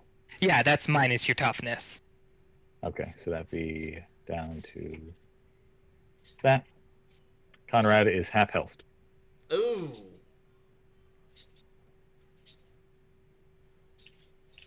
All right. Everybody else, yeah, they horribly failed to attack you. That Abomination's the only one that actually did anything. Well, the other one is, well, kind of. Well, okay, so Laura, the one that's coming at you now, Mm-hmm. he is like without his head, he's at a walk. He's at a half walk. Oh. So you can only move his agility bonus in meters a turn, which is to say Yeah. he's not going to catch you. Yeah, literally the one hit you, and the other one is still just waddling his ass over there. And the one that was attacking Redden missed. So And didn't get out the snare, I imagine. no, he didn't. Okay. Oof. My turn again.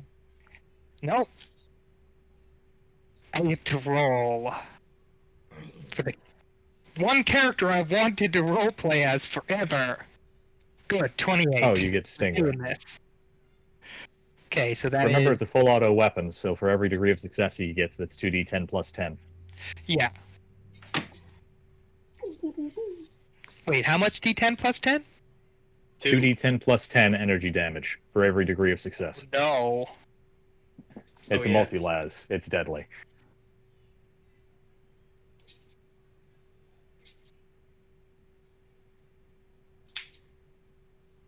Okay, that's not too bad.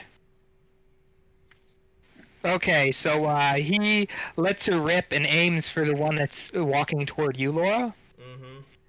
And yeah, peppers with Las fire. The whole thing kind of just starts to melt as it walks towards you under his barrage. Before it Did it gets die? 2 more steps, it's basically a pile of goo. Nice. Lovely.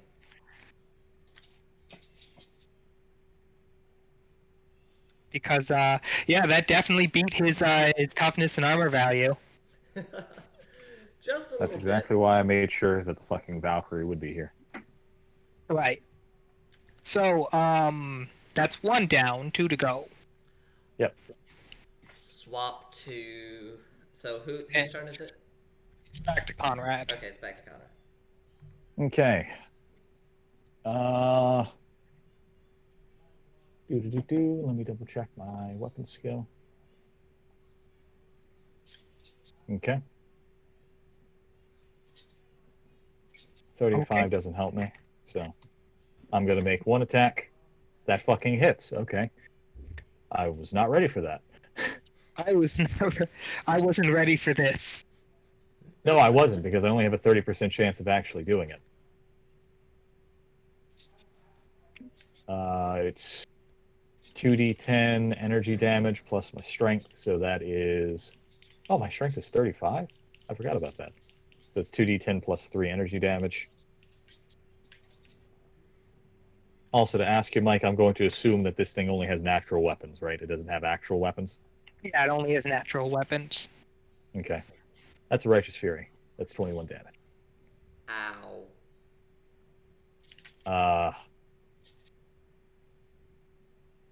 I'm going to assume that this thing counts as an elite to where it actually takes critical damage, and Righteous Furies don't outright kill it, correct?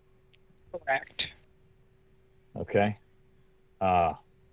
Tell everyone the Righteous Fury rules, because I think this is literally the first time in this campaign this has fucking happened somehow. We've Yeah, got Jordan. Righteous Furies before, but I think only They've one. always murdered the thing you guys are, doing, so you don't have to worry about the critical health rule. So I have to double check something, because 92 would be one of its legs. Yeah. Normally I it'd think be the left leg, but this thing has like fucking 4 of them. Well, no, sorry, but 6 they all of them. split into two-legged abominations. Okay, so this is there's its left 2. leg. So you'd be hitting the left. Give me a Yes. moment, because now I got to go to the critical effects, because it just took the -4 critical effect for left leg energy. Combat, conditions, and special damage. Roll up. Impact, explosive, energy, body, arm, leg. Level 4. The blast causes an ashy compound fracture in the target's leg. Until the target receives medical attention, his movement speed is reduced by half, and he cannot use run or charge action. Oof. Oof. that hurts. That's what happens to your abomination, and he takes, again, like 21 damage, I think is what I rolled. Yeah. So,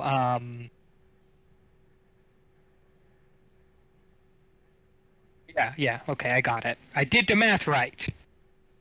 Okay. And Conrad is going to go ahead and disengage from melee and take basically a 5-foot step, or a meter step, I should say, Okay. to get out of And melee with it. that'll be your last action, I think?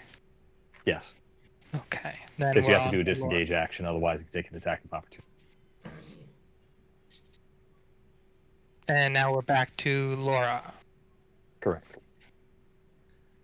And how far away is the abomination that's currently attacking Conrad from Conrad? She just took the out of melee range step, so she's out of melee range, which I think also means that you don't get a negative for Yep. shooting at it. Exactly. No, she can't hit me now. Yeah. So, half action aim, long lays, and order fire on the Skitari.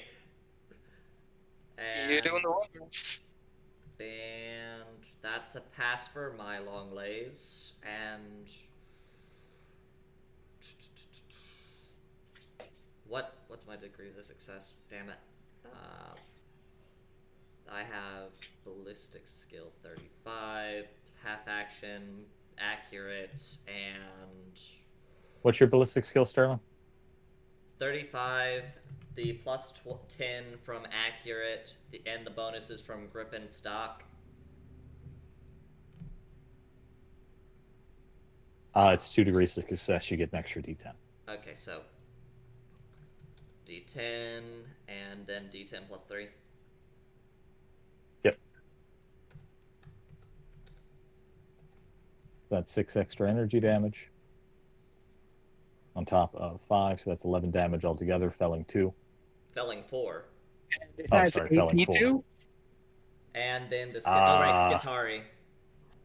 Does the long last have AP? I need to check now. I have the. It has page open. the long lays has penetration 1. One. Yeah. Okay. I thought it was low. It has an AP. It's the of felling 1. that makes the long last good. Yeah. Right. Yeah. And then 5. Your 5 Skitari plus 1. Yeah. 5d10 on burst. So 5d10. If any of them hurt the abominations. Yeah. Yes, that's what it comes down to. Oh wait, no, that was the wrong one. That's 5d100. 5d100. Let me fix that. I'm sorry. I think that's all misses at a malfunction. Um. Oh, no, sorry, one of them crit. Rate. 1 crit. So. Yes. So 1 malfunctions. 1d10. You do get to shoot him in the head, So 5, so that does nothing. and then long lays sky. That's 17, and his is a 35, right? Is his ballistic skill? Yeah. So that's another 2d10 plus 3. So it's 2d10, so 1d10 by itself and another d10 plus 3. Yep.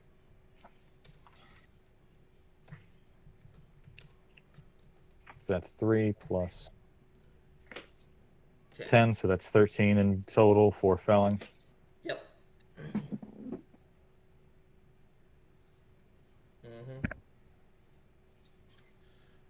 Oh. What Redden gonna do? Redden has armor at least. Small question. Yeah. What's everything 40 meters in front of me, including this abomination? Because I'm going to cast Flame Breath. More cave. Okay. Cave, and more cave, is what I heard. You're the furthest into the cave still at this point. Oh, so like, no friendly fire is just super clear. Yeah. Two, you've cleared the entrance, so Redden's really the only one in there with his abomination at this point. So yeah, Redden should be good to flame breath. Yeah. I'm going to cast it at Psi rating 2. So you get your plus 20 at this point? No, it's only plus 10. I'm still at Psi rating 4. I mean 3. Okay. Yeah. I thought Fucking you were at 4. bump. No, I was almost. No, I was 100 away from that. So, double check my willpower. Threshold's 60 for that. Aha! Nice. So does he dodge it though? Because it has the flame quality. So he gets to make an evasion An check. agility check? Yeah. He gets to dodge if he has the dodge skill. Oh. Yeah. Does he have dodge? Let me check real If quick. he doesn't, he's at a negative 20. He doesn't have dodge. So he's at a negative 20 in his agility to see if he catches on. Well, to see if he gets hit, and then he has to do it again raw to see if he catches on fire. Well, he got hit. But he didn't get lit on fire. There you go. That's good. For you. Plus 2. Plus 2. Okay. And this is damage. Oh. Is that a Righteous Fury again? Oh! Roll me a d5, Redden. Also, this is a spray attack, so it automatically hits the body. Yeah, it's energy damage. Right. Additions and special damage. I want to see this. And this is energy effects body, correct? Yeah. What'd you roll? A 4? 4. The energy ripples all over the character, scorching his body with horrid third-degree burns. The target suffers 1d10 levels of fatigue and can only carry a half action out on his next turn. My life. Christ.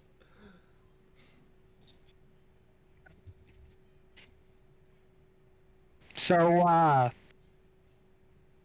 that stuff happens. It's very bad, and this guy, the abomination, is pretty much paralyzed, which is to say, I rolled a fucking 10! Ow! Somehow, some way. I couldn't even make this up, people. At least So- it's still a fight. Yeah.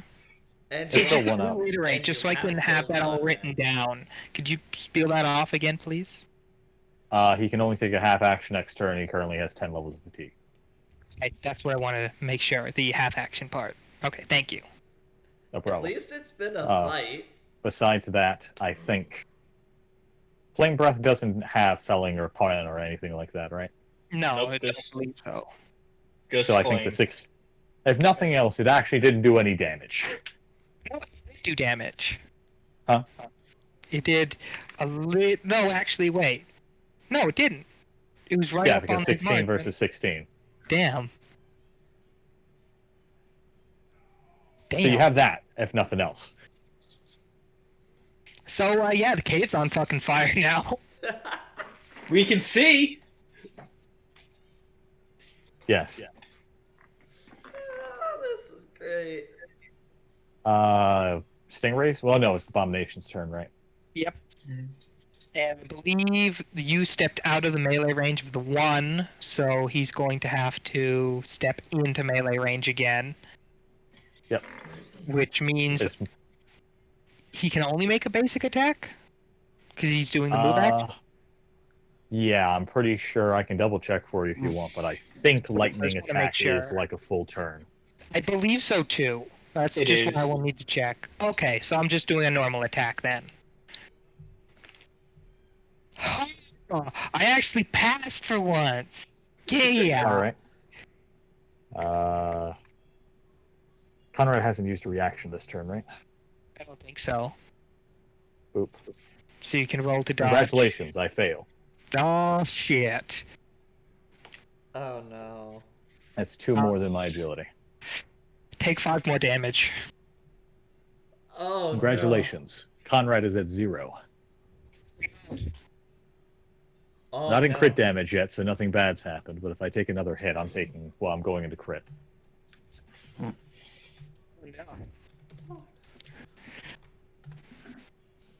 Okay. Is it time to save heroically intervene on Conrad? Well, I think it's time for Stingray to shoot more shit. Yeah. It is Stingray's turn to shoot more shit. Granted, he may not want to, given the fact that I'm stuck in melee with the thing.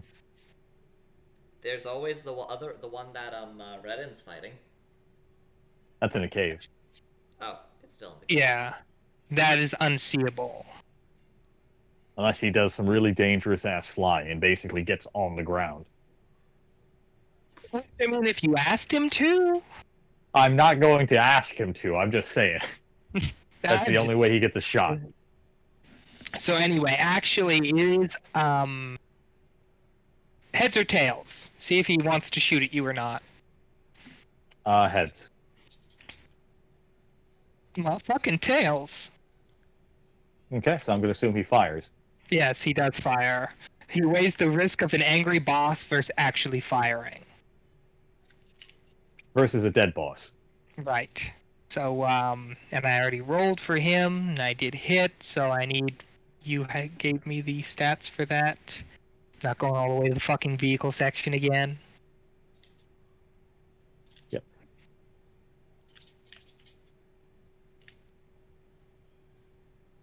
Wow, 2d10 plus 10 per degree of success. Yeah. I need to roll one more. Okay.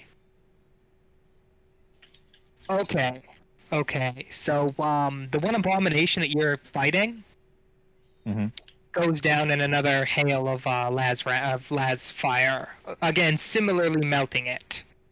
Excellent. Which just leaves the gimped one Redden is fighting. Which to ask, with his 10 degrees of fatigue, is it even, like, able to fight back right now? Is it helpless? It's one off, just conking right out. Okay. So, yeah. It's basically helpless. If you walk away, you can outpace it. Because all of his shit's half. Yeah. So, it's not really that threatening. I did it. So, for the sake of it, I'm assuming the party just walks out the cave and lets it chase us, and then it gets gunned down by Stingray. Sake of brevity, yes. Well, we killed the shit out of that fuck. Conrad's gonna go make some hair tech rolls now. Not before Laura sits your ass down and patches you up. I can multitask. Because fuck you, you're not getting out of getting patched up. Because you fucking took damage without armor. How bad are we talking, Mike? I'm at 0 wounds. If Oh. I take any more damage, I go into crit. Thematically speaking, she has about a half a dozen extremely deep gouges and claws in her chest and arms. Alright, I'm gonna roll Medicae examination to make sure that I don't miss anything. Okay. Would that be that would be Medicae with perception because it's examining? Yeah. I mean, just the Medicaid would work, I think, but You can just roll Medicaid because it would just heal the damage. yeah, like Yeah, honestly, this- let's just deal with that. you don't really need 22. to. That's a 22. Yeah. Okay. And plus 20, plus 20, plus 20. It's like if you want to do the actual healing, that would be like a D10 plus like fucking 4 or 5. D10 plus.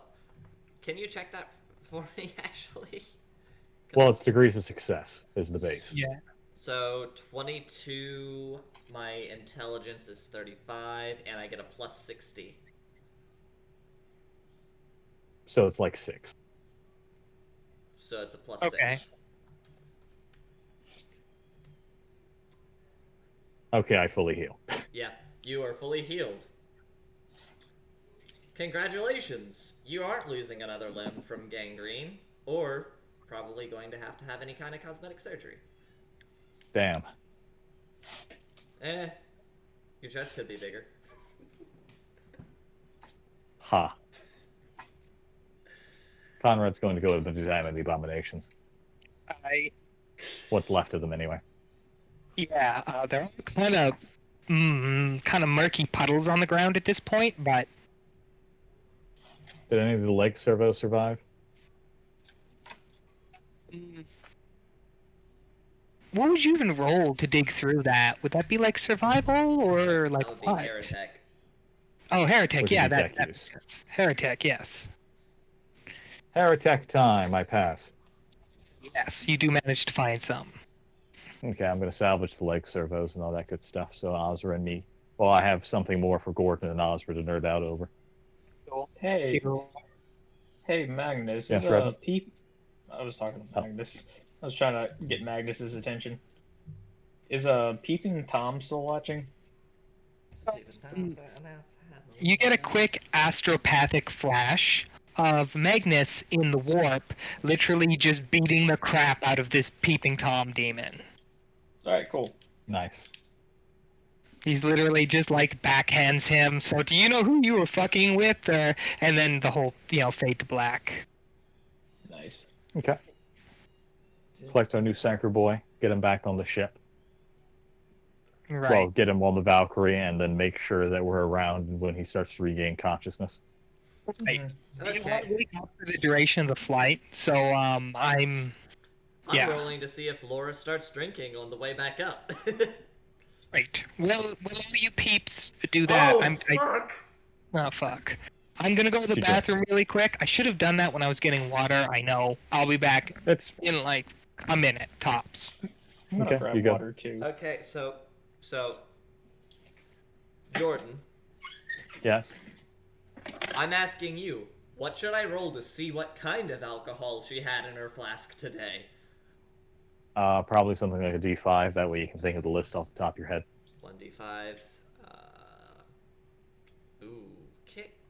Pulling up the I want to say items. margaritas. I don't think we have a margarita just ready to go like that. She has.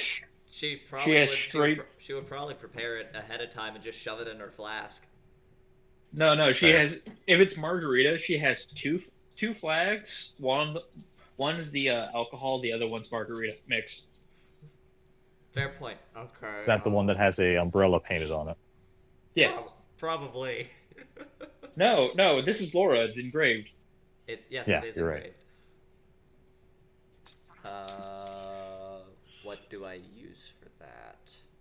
Where the fuck is it in the contents? Because I'm not seeing it. Shit. Right, I'm back. Hello. I'm trying to find the alcohol list. And what? Because there's... 1 second. I'm just gonna Google it. Anyway, Laura So drinks. yeah, everyone's gonna fly back up to the Apollyon. Unless there's something else on the ground that I need to deal with before I leave. There's nothing pressing. Mm-hmm. Oh Mostly just meet and greets no. with people. Gotcha. Uh, that's Oh, shit. Vinrisian ale. Awesome. Nice. Nice. Safe to say, flask is drained. We'll see. We'll see how that goes. Anyway, fuck. Where was I going now? We're heading back up to the Apollyon. Yes, thank you. And Psyker Boy is going to be passed out for the duration of the trip. Yep.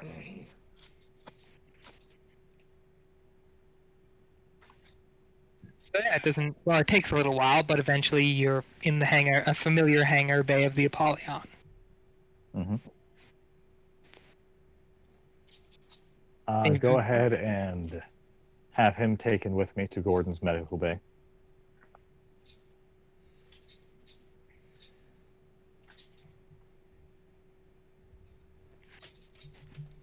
Can you roll? Actually, do you have a coin on you? I can I roll a do. d4 and divide it by 2. That. 2. Okay. So, you see Gord as he's leaving his lab, and he's got like traveling clothes on, like a nondescript nondescript brown hat, a gray long trench coat, some nondescript pants, and stuff like that. He Right. out here looking like John Smith. I'm just going to tell him that, I'm just going to set him up in there for the time being, because he needs someplace comfy to rest. Before he leaves, he would hand you the key card to the lab, and tell you if you need to get back in there, just give the card to Laura. Oh, by the way, are you going to need more shit to bring with you in order to help with negotiations? Because I have some leg servos from an abomination, if you think you can get that compact for travel. Well, it would extend my timetable a little bit, but I do have the time to. It's your operational discrepancy as far as I'm concerned. I'm just giving you the option. Give it to me, and I'll deal with it. Okay. I tell him it's probably still in the loading bay, because I haven't ordered it to be moved anywhere yet. Right, I'll have some servitors swing by and load it onto my craft. Good luck in Emperor Speed. He walks away. And I'm going to set up Buddy Boy inside the infirmary. So, you don't know much about Medicaid, but you tuck Well, him I'm in literally alright. putting him in a bed. Yeah, you tuck him in okay. And now we wait. Now you wait. Cue So- Jeopardy I will theme. also inform Apollyon if there's any priority message, redirect them to here, all that kind of good stuff. About that crit fail. Oh no. Yeah, Luna's gonna go get hammered. Have fun with that. Alright, die of fate. 55. Fuck. Shit. Hey, pub crawl. There's only 2 pubs on the ship. Shit. Nice. Dad Well, would it's be about to be proud. Do you need an odds of even again? Yeah. Da-da-da-da-da-da-da. 1. Oh, okay. You have the intelligence to go to the actual bar first. Oh boy. From there, it's anyone's game, so have fun blacking out. I'll roll another die of fate for later. Yeah. Lubin, watch out. Laura's getting blacked out. 50. Take cover. We'll Just see. internal screaming. We'll see what happens later. By the way, that's 90% of what Lumen does. Like when you're talking in each other's head, is he just provides your internal screaming. So, Of course so it's the my internal screaming. mental visual of when Shade said, "So when are we gonna get married?" It's just Ren just sitting there, and just inside his mind, Magnus just laughing his red ass off while Lumen screams. Yeah, pretty much. Perfect. Anyway, Conrad, I assume you're just gonna hang out at in the bay. Yep, until this In the boy wakes infirmary, up. sorry, blah. Okay, then Alervian's gonna join you. Mm-hmm. And by that I mean he's gonna try to physically manifest and get about halfway there and then go, what the fuck? What's your problem? There's only half of me here. His upper torso is floating in the air. That's unusual. Very.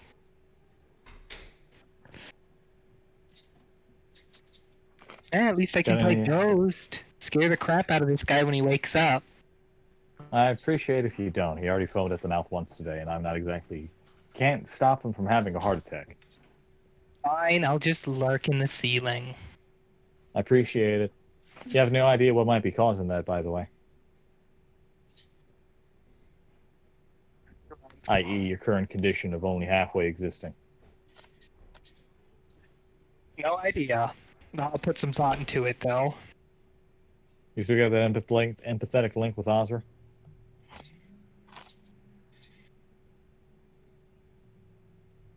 That's still running just fine. Try to ask him about it, maybe? He might know. Oh, it's a good question. I'll do that. Conrad goes back to waiting. Alright, let's see how many hours it takes this scrub to wake up. 6. Takes him 6 hours to wake up. Okay. Conrad's patient. Right, which means Laura has enough time to get absolutely tanked. As long as she doesn't end up in this infirmary. Well, the diet fate she got was a random keg party in a hallway. So, yeah. Nice. Oh no. I get the feeling that this is going to come back to haunt me. Badly. Anyway. Everything is in this campaign. Anyway, We'll 6 see when I hours wake up, come Rich. and go. Right, Mhm. we will. And Psycho Boy finally opens his eye. Welcome back, Sunshine. Oh. I'm alive. Yeah, surprising, isn't it? Eh. So, what happened? You passed out. No, I shock, know. imagine.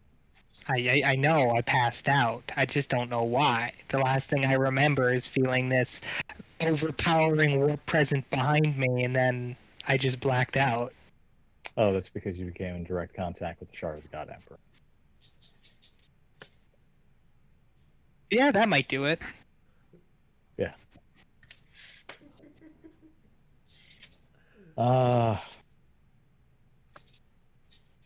Well, you're on my ship now, so it doesn't matter. Hello there, I'm Conrad Novigrad, Planetary Governor of Hell, as well as Inquisitor of the Emperor's Most Holy Inquisition. Wow. How do you do? Wonderful, really. I was stabbed about a dozen times earlier today. Oh boy. I guess that's probably my fault. No, it wasn't your fault necessarily. I would have had to fight that abomination either way it went. Or if it wasn't you, it would have been something else.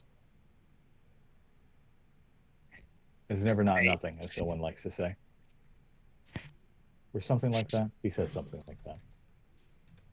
So then, what? Am I a prisoner now? Not necessarily. I mean, I am a runaway psyker. I think standard protocol is report them to a black ship. Or you get trained and you make something out of yourself. Which involves a black ship. I mean, there's kind of a monopoly on the whole deal. I'm an Inquisitor. Oh. Yeah, Oh, you see it now? okay. Wait, how does a planetary governor become an inquisitor? Other way around. Inquisitor became a planetary governor. Okay, that makes a lot of sense. Mm-hmm.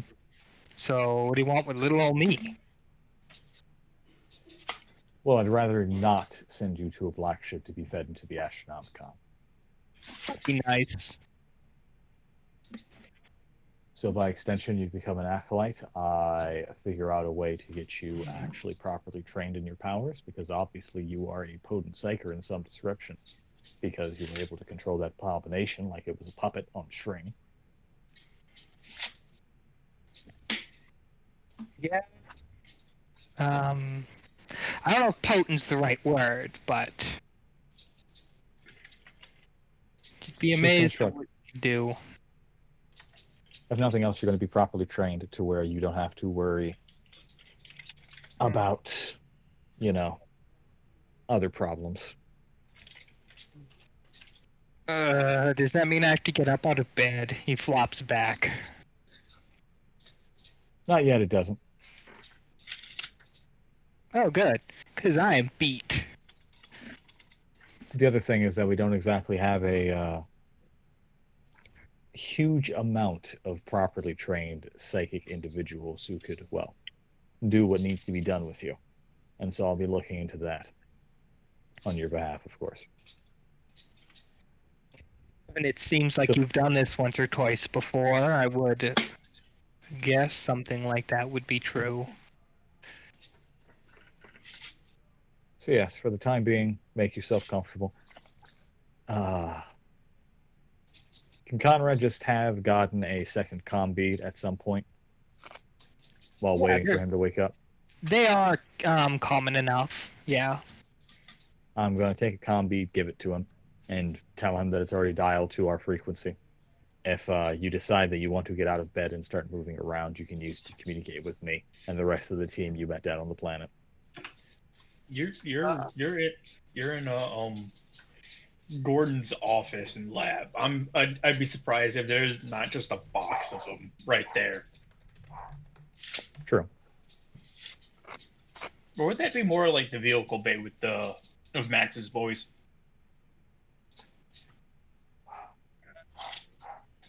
Sorry, I was half listening. What?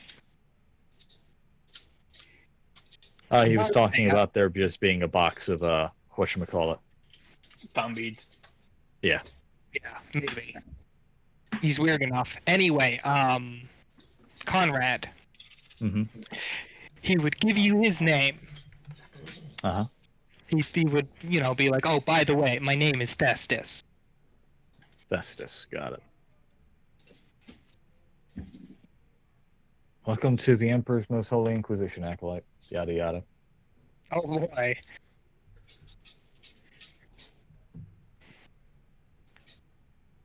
Oh, by the way, I'm probably going to be sending down a man by the name of Malice in a little while, so he can make his introductions to you. He's my other acolyte at the moment.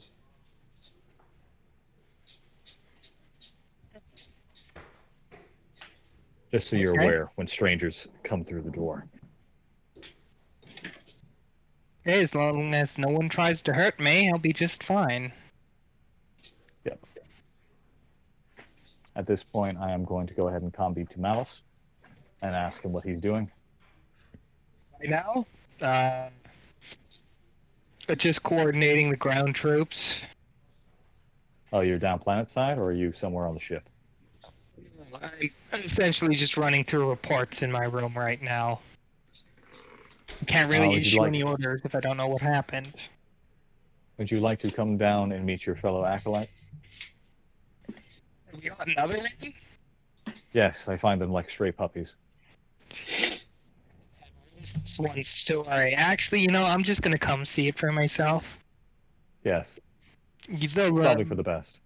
The box speed goes dead, and, about 15-20 minutes later, Malice walks through the door. Mm-hmm. He mentions, I saw Laura drinking at some keg party in the corridor, so I arrested them all, but I couldn't touch Laura. She ran off. Of course. Anyway, Thestis, Malice, Thestis.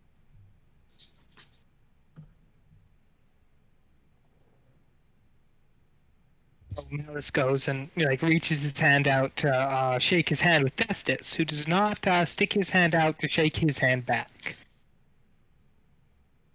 He simply goes, "Oh, you're Commissar."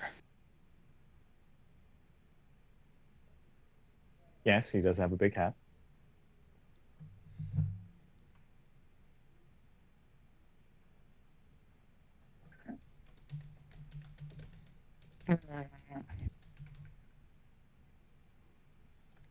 He doesn't bite Thestis, I can promise you. The last Commissar that I met who said he didn't bite tried to shoot me in the head. Well, I can promise you Malice will not be doing that under any circumstances. Malice even is like, yeah, look, he pulls his coat open to reveal the in-coat holster for the bolter is, well, empty.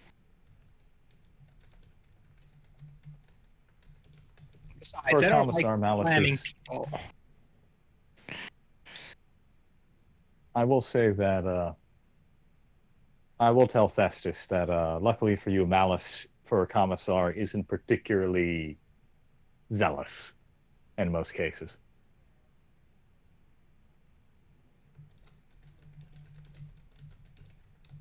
Or I suppose overzealous is the word I'm looking for. As long as I'm not going to get hurt while I'm here, I can promise you I won't cause any trouble. That's all you need. Oh, that also means that if you ever see Laura, the one with the ears, and she looks like she's drunk, run. I can't really run in this state. Well, when you get healthy enough to run, and in any other situation, get as way as fast as possible. Okay. She has, when she's drunk, she attracts trouble like a magnet. Understood. Just informing you of things.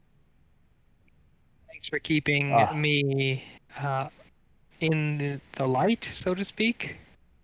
Again, whenever you feel healthy enough, tell me over the comm beam. Either myself or Malice will show you around. Nice and proper. Anywho, you boys play nice. I am going to go and talk to my officer corps now.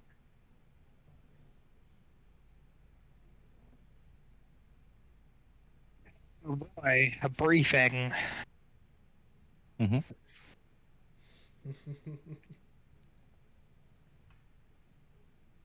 So yeah, Conrad is going to head to Stark.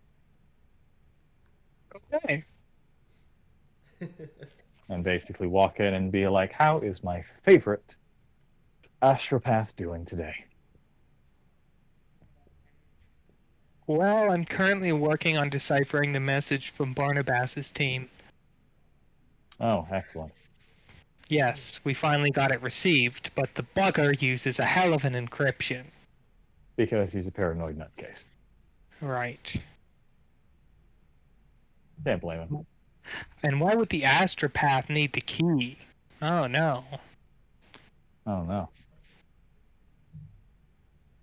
Well, need your opinion on something. Shoot. How would I get a boy whose only purpose in life was to be fed to the Astronomicon proper training to where he isn't a liability? Hypothetically speaking, of course. Because why on earth would I ever find myself in a situation where I could do something like that, right? So, I don't know all too much when it comes to, how do I put this? In my time on the black ships, I was a special breed. someone deigned to be bonded with the Emperor. An Right, you made astropath. the cut to be an astropath. I don't know what the other process entails. I So- never really looked into it myself. I know that's also going to involve a whole trip to Holy Terra if we tried to do that with him, and then he will probably die in the process. Given the fact that he wasn't slated to do it in the first place. Right. But Okay. if we're talking untrained psychers and at least putting them on a safe level, I would suggest Medea. After all, I don't think she's ever received any formal training, and I don't feel at all threatened when I'm around her. That was my secondary option. I figured I might as well come to you to see if there was some proper is it the... What the fuck? For Scholastica telepathica. There it is. Scholastica Sacana. That one. I just wanted to see if there was any way through them. But I will now go see Medea. Thank you, Stark. Hey, I'll let you know when I have this message decoded. Appreciate it. Go see Medea. Across the hall. Medea is currently working at the shop. She's also in the middle of field stripping and cleaning Syl's heavy stubber. Cue the TF2 upgrade shop music. No, straight Insert up, Conrad. Syl doesn't really do weapon maintenance a whole bunch. Medea does it. Insert Conrad coming in saying, Guten Morgen, my favorite capitalist and a parent housewife. So she has the bolt in her hands. And you can see there's like this second of like something that is on her face of just, mischief. Uh-huh. Is the best way to put it? Like a look of mischief. Oh no. Uh-huh. It kind of gives you the whole, oh, well, if you care enough about the person, then is that such a bad thing? No, it's not, but it's always fun to tease. Unfortunately, you don't do like Malice and implode at the slightest suggestion of anything. Unfortunately, I'm quite comfortable with my relationship. Yes. I can only pray that Malice will one day do the same. Anywho. No, that's not what I'm here about. I have a new acolyte. Oh? Yes, the boy was slated to be fed to the Astronomicon and managed to slip out of it. Oh. Well, how he wasn't hunted down to the end of the Earth is beyond me, or the end of the The ship galaxy. blew up and landed on Hell. Which was already a quarantine world, so. He was astronomically lucky, is what it comes down to. That wasn't even a pun. That was a pun? He was astronomically lucky. Oh, god damn it. I'm so proud of you, Jordan.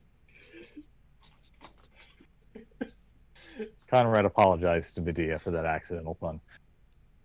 Terrible, I know. But whenever you get the chance, if you could give the boy a once over to make sure that he's going to be a danger to us, I'd very much appreciate it. Leave him here. I'll pick his brain. Okay. He's currently recuperating after Laura decided to embrace her shard of the Emperor about 5 meters from him. Oh. And since he's not trained to shield his brain properly... Oh. He foamed at the mouth and hit the ground. Right. I'll go take a look at him just to make sure. He's in the med bay at the moment. I believe Malice should still maybe be there talking to him. I'll go check. I will also microbeat over to them that Medea is heading that way, just so they're both aware. Oh, shit. Uh-oh. That's Malice. He's like, oh, shit. Oh, do they still not like each other? I think Conrad at this point is going to go ahead and head to Sun. All right. Just for a status report on the ship to make sure that everything else is fine. Yes, ma'am. Everything is A-okay. Ex-a-fucking-lente. Excuse me, I'm going to go sit in my command throne now. Big ol' thumbs up. And that's exactly where Conrad is going to spend as much time as she can is in the command throne plugged into it.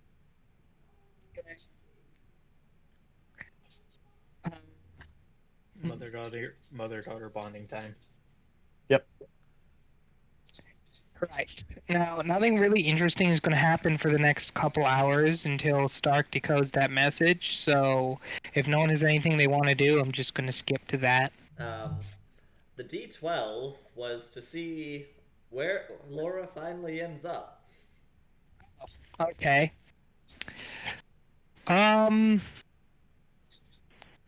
So it's been like 12 hours now since you started your whole bender or so.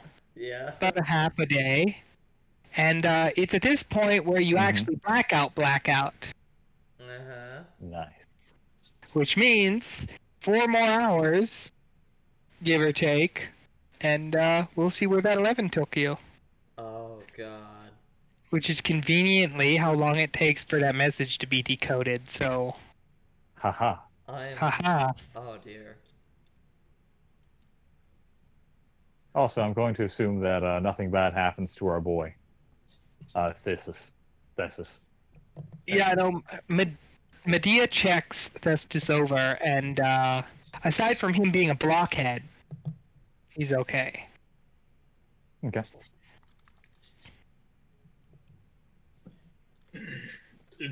Ow. What's this message all about, Starkey? Before I get to that, just Laura, real quick. Yes. You wake up on top of your cargo container, like on the top of it. Not inside, but on top. And next to you is the aforementioned stolen keg from the keg party. The last thing you remember is Malice walking into the hallway, looking really confused for a second, and then trying to arrest everybody involved. That's when you beat feet and blacked out. And no idea where she was in between. Yep. Gotta love it. There's probably some more stories from the various line shipmen. Yeah, but that'll take time to backtrack, and I'd rather not have 2 benders in one session. I am not going. No, don't worry. I'm not going there. Good. So yeah, 4 hours pass by. Laura wakes up on the top of her container, and the message gets decoded. The Barnabas sent, which is an urgent flash alert, by the way. Okay.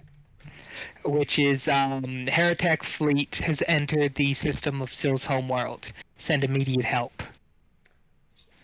Ah, that's problematic. Yeah. People. Kind of.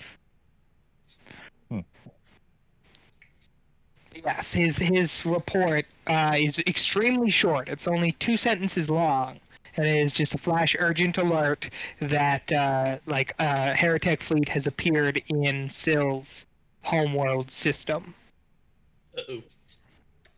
Send help. Gods, please send help. Barnabas is a ship with no guns. That's why he's in panic mode right now. Okay.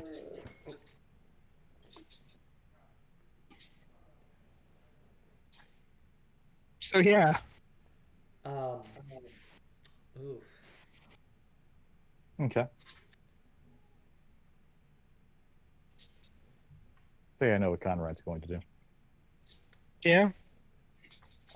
She's going to start using her influence to try to drudge someone up, and we can talk about that whenever the session ends. Okay. Heads or tails? Tails. Well. Okay. Thank you. No problem. So this is the point I need to talk to you guys about this. Okay. So my plan for this session, because Jordan was right at the beginning of it, things have been starting to stagnate. So kind of my plan for this session was to do the fight, like the abomination fight, and then kind of this little bit here, and then the like Barnabas message being where you guys decide whether or not you want to end the session or not. It's really up to you guys at this point because like those were your two main hitting points for this session. Hmm. Hmm. So Like you guys, if you guys have like puttering around you want to do, now is your chance because at the beginning of next session, I kind of want to be dusted up with hell and have you guys moving on. okay. Except Conrad, but we'll talk about that after the session. So it is your guys' call. If you have any other miscellaneous things you need or want to do on hell, this is your last chance. Last stop. Uh, on hell itself, probably not. Wait, I do want to get that forge up and running after the hangover subsides, Okay. and then that's about it. Anybody else? Last minute things they want to do because this will be the last hell session. So this is your last chance to do anything on hell. Nothing. Okay. He said a Then- heretic fleet started up, so Yeah, kind of a big deal. So I guess this is where I ask you guys if you do want to end, or if how do you guys want to end the session? Do you want to like start next session doing the warp jump, or do you want to just like do it now before the end of the session? When you start, you guys will already be in the warp. Well, particularly that's something I want to talk to you about Right. because I had an idea. Oh no, this sounds evil. Yes, You need because super there's a slight Hmm? there's a slight problem because how this could work narratively if you so choose. Do you know how Conrad's been wanting to get more of a fleet? That way we can have more Yes. protection and stuff. Because the Yeah. big problem I see with this is that if Conrad's staying on Hell, she wants the Apollyon and the crew and the Clan of Wonder to still be close. But also she knows that that's going to be depriving the party of the ship, basically.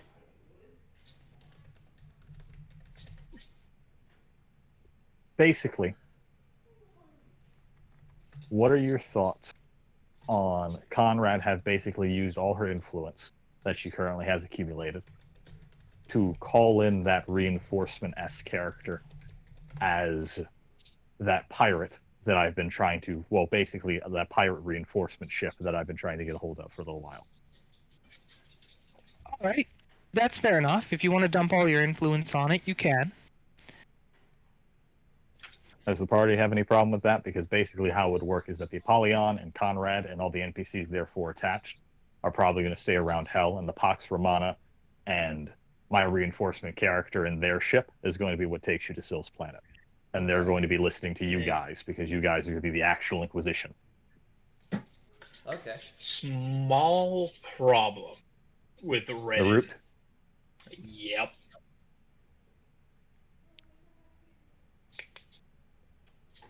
Shit. Basically, I'm sure I would have time to Problemo though. what? There's one problemo though. Hmm. You used up all your juice already.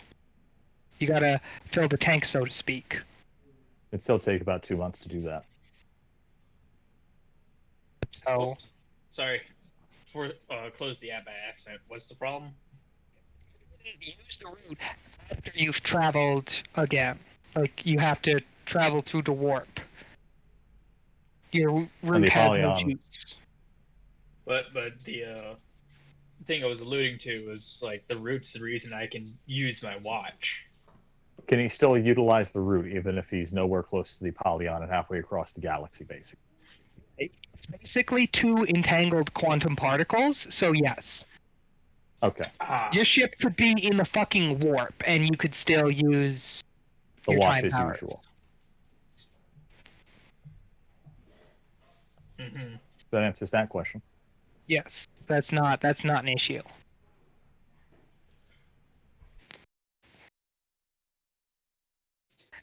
So, it's your call, ladies and gents.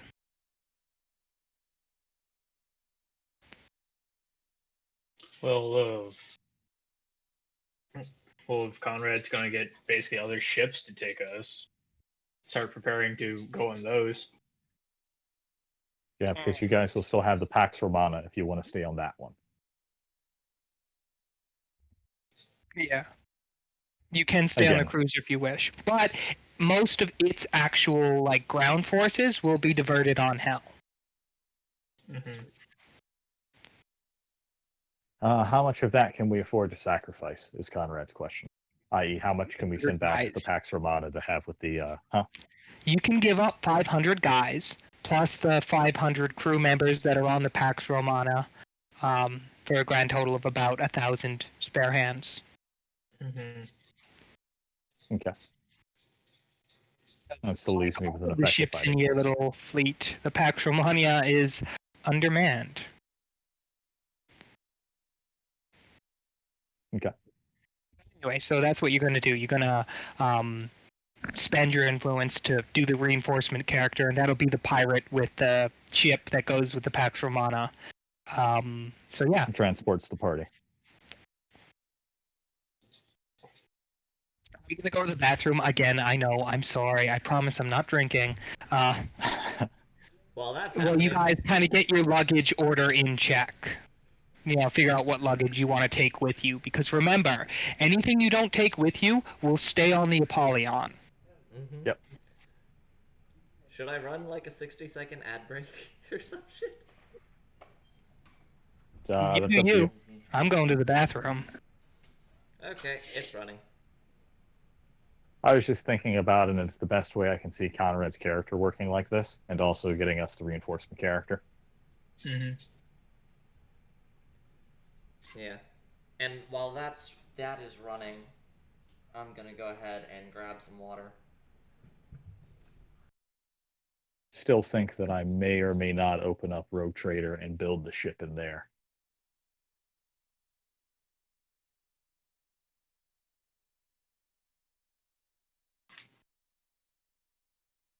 But yeah. Yeah.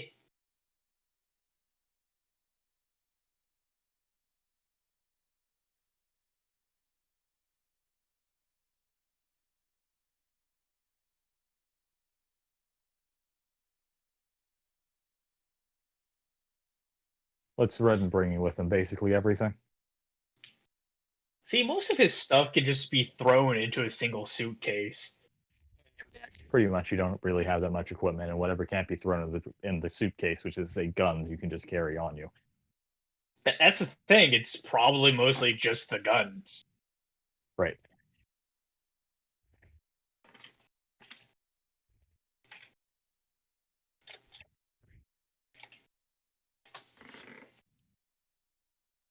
It might help if I... Unmuted. Yeah. Yeah. Do the meme. Yes. Cue Yes. bingo.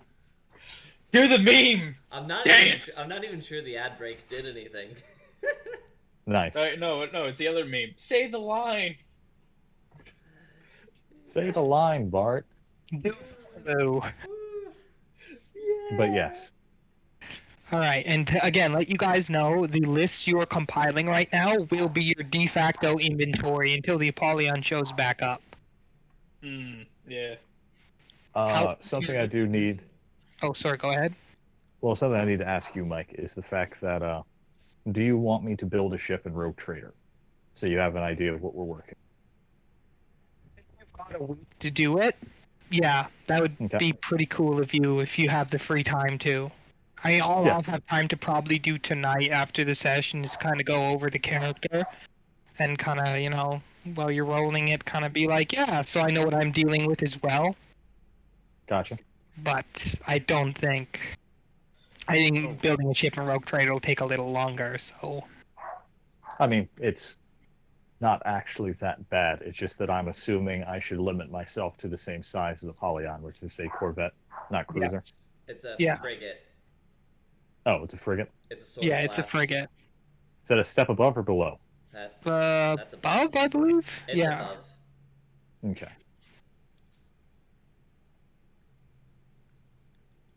I'll do my best to get that compiled for you as well. So, Because I assume that if we're going to, because really it comes down to whether or not it has vehicle base. Because if vehicle base, we're going to be either taking Glory and God Killer or one or the other.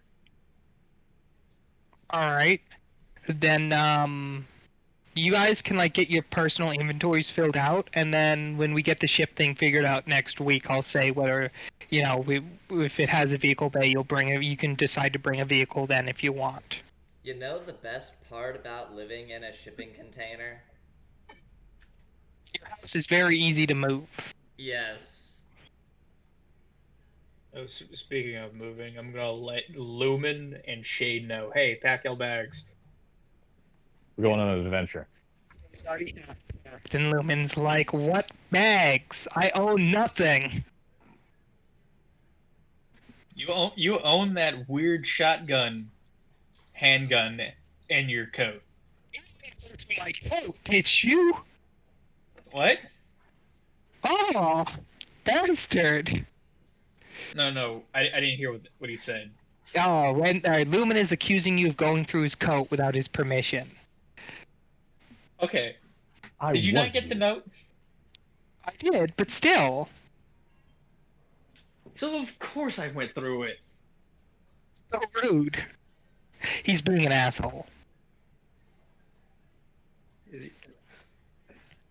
Also, to ask the party, Yes. is there any asset / named NPCs besides Shade and Lumen you're going to be bringing with you? Well, Reggie will be coming with Laura. Laura, yeah, and So's Penny. She's mine. Penny, yeah, and And Dante. Because I don't think leaving him to stew in his existential crisis much longer is good for him. Raphael. You're not that high up on the blood angel Brain. totem pole. Raphael. Who was it that said Dante earlier in the session? I want to smack you. Well, no, you're thinking of the Dante You're death mask referencing that the got map. referenced. Yeah, that was me referencing the first dude you met. Well, didn't really meet. Walked past you, the Saint with like the death mask on. Yeah. Raphael. Yeah, but Raphael. Yeah. God, if only you were banging Dante. Have the whole chapter on your beck and call. That's not until later in the campaign. Yeah. Totally. But yes. So then, ladies and gentlemen, if that's, kind of it, I guess I would ask the stream get cut. I mean, that's kind of all I had planned for today. I know it was a bit of a shorter session, but I just really wanted hell to be over. We Yeah. are Fair about enough. at that point. We've done most of the things that we can do here anyway, so yeah, fully understand. Thank you everyone who came to the stream. I really appreciate it. And I'll be back streaming Alien Isolation tomorrow. Thank you. Good night.